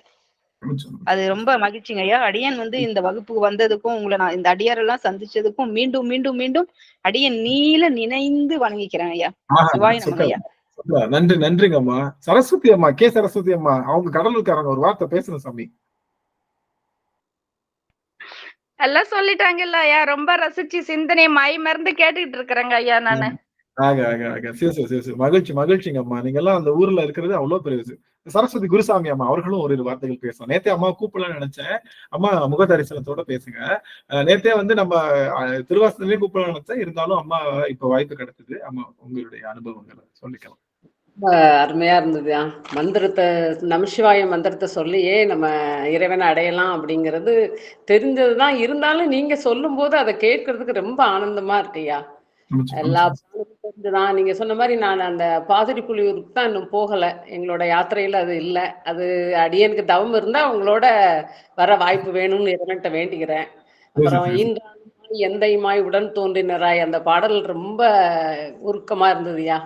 நம்ம சுற்றங்கள் உறவுகள் எல்லாம் விட்டுட்டு சுவாமியை மட்டும் வேண்டணும்னு எல்லாம் தெரிஞ்சாலும் நீங்க சொல்லும் போது அதை கேட்கறதுக்கு இன்னும் மிகவும் ஆனந்தமா இருக்கியா. ரொம்ப ரொம்ப ஆனந்தமாயா இருக்கு.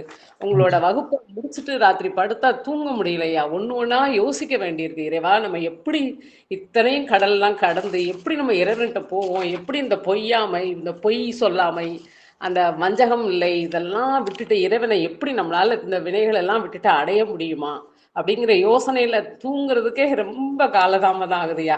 அதே நினைவுதான் இருக்கிற மாதிரி இருக்குது. ஏன் நானும் நிறைய பேருக்கு சொல்லிட்டேன், ரொம்ப நிறைய வகுப்பு அட்டன் பண்ணிட்டு இருக்கேன். நானும் 4 வருஷமா. இருந்தாலும் எனக்கு இது ரொம்ப பாதிப்பை ஏற்படுத்தினது ரொம்பவும் அருமையா இருக்கு. சொல்லியிருக்கேன் எல்லாருக்கும் முடிந்த வரைக்கும் வீடியோ போட்டு விடுறேன். என் பொண்ணெல்லாம் நான் கேட்டுட்டு இருக்கா, அவன் வெளியில இருக்கிறதுனால வர முடியாத வகுப்புக்கு வீடியோ நிறைய பேருக்கு அனுப்பி விட்டுட்டு இருக்கேன். கேளுங்க, இந்த வீடியோ கேளுங்க, நீங்க வகுப்புக்கு வரலன்னாலும் அப்படின்னு சொல்லிட்டு இருக்கேன் ஐயா. அது மாதிரி நேற்றுக்கு சொன்னீங்க, உயிர் எடுத்து செல்லும் போகும்போது அந்த அனுபவம் மட்டும்தான் நம்மளோட வருது. அதை தெரிஞ்சுக்கிட்டேயா.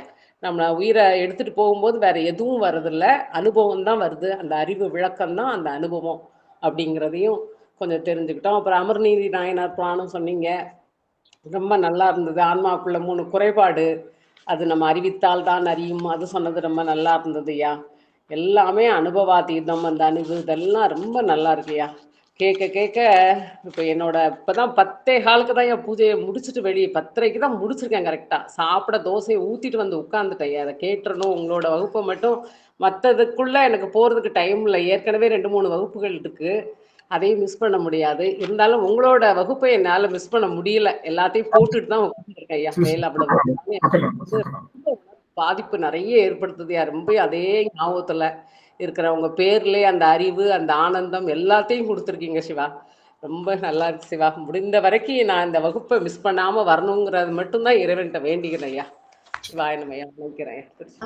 ஆமாங்க ஐயா, அம்மா சொன்னது மாதிரி அந்த கிளாஸ் முடிஞ்சும் அந்த அவங்க சொன்ன மாதிரி அந்த நீங்க சொன்னது மைண்ட்ல போயிட்டே இருக்கும். 1 மணி நேரத்துக்கு அந்த தூக்கமே வரமாட்டாங்குது. அம்மா சொன்னது 100% உண்மை. அவ்வளோ அந்த ஞாபகம். நாங்க முதல் கிளாஸ பார்க்கும்போது ஒரு கல்லு மாதிரி தான் வந்து உட்கார்ந்தோம். அப்புறம் கேட்டு கேட்டு அந்த உளி எப்படி செதுக்கி செதுக்கி ஒரு சிற்பமா வருமோ அந்த மாதிரி என்னுடைய நான் ஒரு ஃபர்ஸ்ட் வரும்போது ஒரு ஏதோ ஒண்ணுமே தெரியாததான் வந்து உட்கார்ந்து இருந்தோம். அப்புறம் பாத்தீங்கன்னா நம்ம ஆன்மா விளங்குது, அருவி விளங்குதுன்னா கேக்குதான் விளங்குது. இத கேட்டு கேட்டு ஐயா சொல்றாங்கல்ல, நாங்க முன்னாடி கேட்டிருக்கோம் நிறைய நாயன்மார் கதைகள் கேட்டிருந்தாலும் கேக்குதான் ஞானமே பிறக்குதுங்க. ஒரு தடவை கேட்டுட்டா நான் கேட்டுட்டேன் நான் தெரிஞ்சுக்கிட்டேன்றது வேற. இது கேட்க என்னமோ அந்த உளி எடுத்து செதுக்குதான் சிலையாகுன்ற மாதிரி அது அந்த மாதிரி ஒரு நிலை வந்து நீங்க சொல்ல எனக்கு அது உள் உணர்வுல வாங்கி நானும் இல்லைங்க ஐயா, எல்லா அடியாருமே டோட்டலா எல்லா அடியாருமே எல்லார்ட்டையும் மாற்றம் நிறைய வந்துருச்சுங்க ஐயா. அதனால ரொம்ப மகிழ்ச்சி. சிவாய் நமங்க ஐயா. எங்க வீட்டுல எங்க பேத்திக்கு வயிற்று வலின்னு ஒரு 4 நாளைக்கு முன்னாடி அழுகுதுங்க அப்படி. அப்ப என்னோட பெரிய பையனோட பொண்ணு அதுக்கு வந்து இப்பதான் ஃபோர்த்து முடிச்சிருக்கு. அது வந்து அக்கா ஓம் நமச்சிவாய் சொல்லுக்கா நல்லா இருக்கா, அக்கா ஓம் நமச்சிவாய் சொல்லுக்கா சிவனோட பாட்டு பாடுக்கா, உங்களுக்கு எந்த பாட்டு பிடிக்குமோ அது பாடுக்கா, நல்லா இருங்கக்கா சொல்லுங்கான்னு சொல்லிட்டு கிட்டவே உட்காந்துட்டு அதை சொல்லுதுங்க ஐயா. அதுக்கு இப்பதான் 4th ஸ்டாண்டர்டு. அது இந்த பாப்பாவும் படிக்குது. டெய்லி குளிச்சுட்டு ஸ்கூலுக்கு போறதுக்கு முன்னாடியே சாமிக்கு பூ வச்சுட்டு திருமுறை படிச்சுட்டு அப்புறம் தான் சாப்பிடவே வருங்க. அந்த மாதிரி இருக்குது. அதுக்கு வயிற்று வலின்னு சொன்னோன்னே இந்த பொண்ணு அதுக்கு சொல்லுதுங்க. அப்படி நமக்கு கடலையே தண்ணி வந்துச்சு. கடை இது இப்பவே இதெல்லாம் இப்படி இருக்கே அப்படின்னு. நம்மளுக்கெல்லாம் இவ்வளவு வயசுக்கு அப்புறம் தான் நம்ம இதுக்கு வந்தோம். இவங்கெல்லாம் இப்பவே இப்படி இருக்காங்களே ஒரு ஆனந்தங்க ஐயா. அதே மாதிரி நீங்க சொன்னதை கேட்டுதான் உண்மையிலுமே நிறைய மாற்றங்க. மதிலாமா சொன்னது அந்த மாதிரி எல்லாமே உங்ககிட்ட வரலன்னா சுத்தமா எதுவுமே தெரிஞ்சிருக்காதுங்க. சாமி கும்பிடுவோம், என்னமோ அந்த நேரத்துக்கு கும்பிடுவோம், கோயிலுக்கு போவோம் வருவோம், அவ்வளவுதான். ஆனா உள்ள ஆர்த்தமா அந்த இது உணர்றது கூடவே இருக்கிற மாதிரி அதெல்லாம் நீங்க சொல்லிதாங்க ஐயா எங்களுக்கு புரிஞ்சதே. உண்மையிலுமே இங்க உங்ககிட்ட வரலைன்னா உண்மையிலே இதெல்லாம் தெரியாதுங்க ஐயா, சத்தியமா தெரியாதுங்க.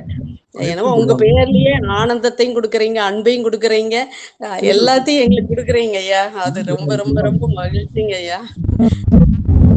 அந்த வேலை இருந்தாலும் கேட்காம இருக்கிறது இல்லைங்க. கிளாஸ் மட்டும் உட்கார்ந்துட்டு அப்படியே காய்கறி எறியறதா பூ கட்டுறது எதா இருந்தாலும் அதுல உட்கார்ந்துட்டேதான் அதை கேட்டுட்டுதான் செய்யறதுங்க ஐயா. அதுல வந்ததுல இருந்து இப்பவும் தோசை விட்டு சாப்பிட்டே உட்கார்ந்துட்டு தான் கேட்டுட்டு இருந்தேங்க ஐயா. நன்றிங்க திருவடி. ஹேமாமா இதுல அடியாரம் எங்களுக்கு கிடைக்கிறாங்க. இதுல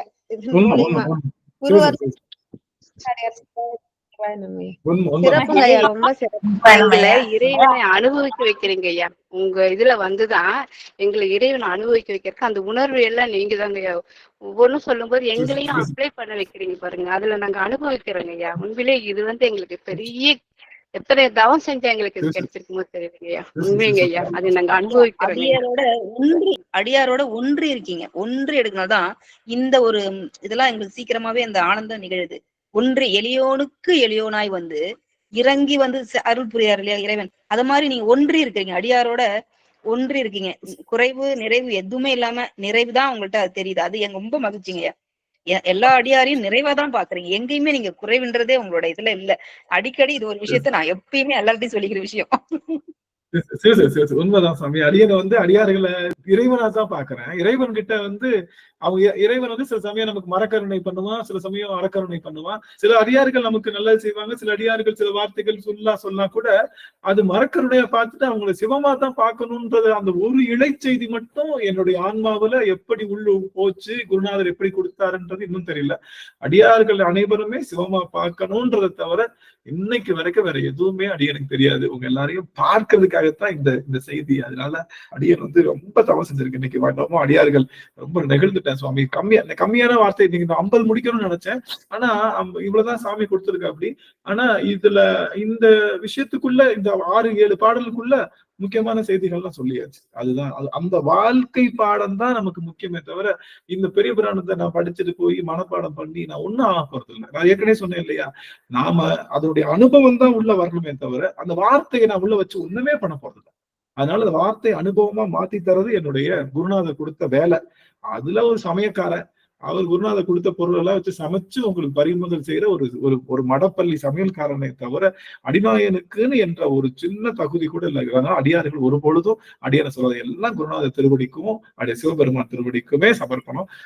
என்ன ஒண்ணு விஷயம், நான் உணராம எதையும் சொல்ல மாட்டேன். அடியேன் உள்ள நின்று கொஞ்ச நேரம் அழுது அதுக்கப்புறம் தான் உங்ககிட்ட நான் சொல்லும் போது அது உங்களுக்கு அது ஈஸியா அது எளிமையா மேட்ச் ஆகுது. வேற ஒண்ணும் கிடையாது.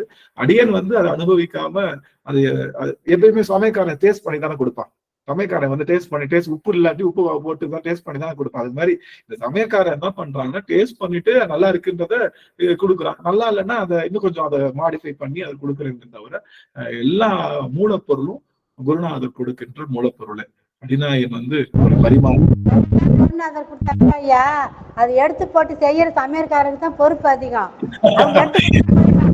இந்த அரிசி புளி போயிடுவாங்க. அதை பக்குவம் அவங்கவுங்க ஆன்மாக்கு புரியுற மாதிரி அதை கலந்து நீங்க எடுத்து சொல்றதுதான் சீக்கிரம் புரியுற மாதிரி உங்க சொல்றதுக்கு தான் திறமை வேணும். அந்த இது உங்ககிட்ட நிறைய ஐயா.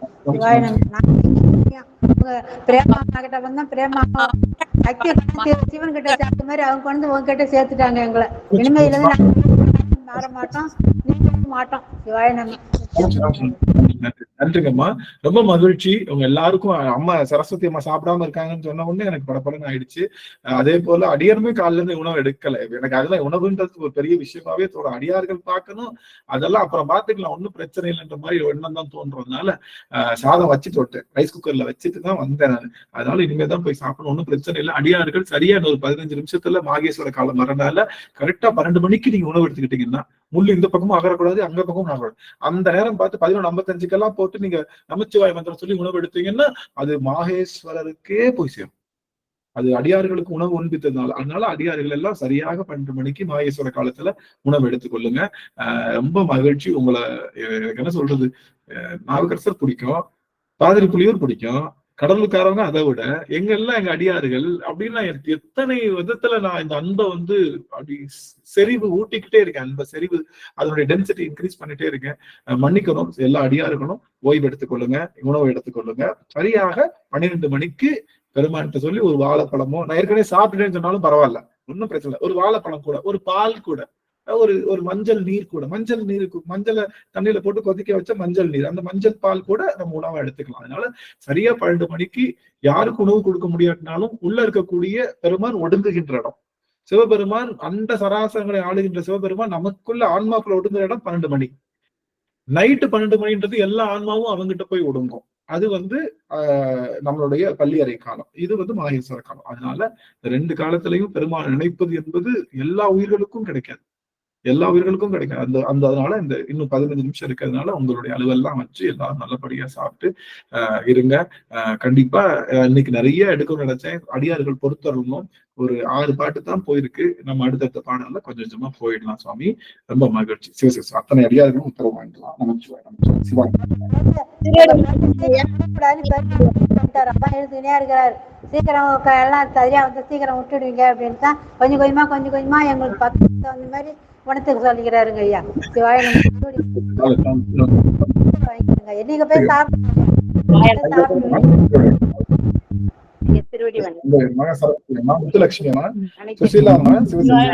வணக்கங்க ஐயா.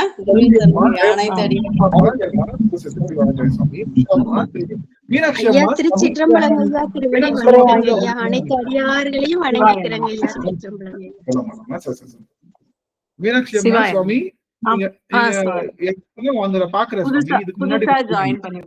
புதுசா தான் ஜாயின் பண்ணேன் இன்னைக்கு.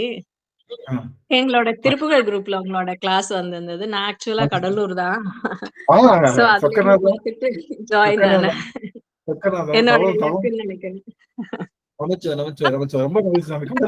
ஹேமாமாண்டி 2 பேருக்கு வாய்ப்பு கொடுங்க அப்படின்னு சொன்னேன். இருந்தனால நான் சொல்றது அவங்க கவனிக்கல. மீனாட்சி அம்மாவும் புதுசா சேர்ந்தாங்க.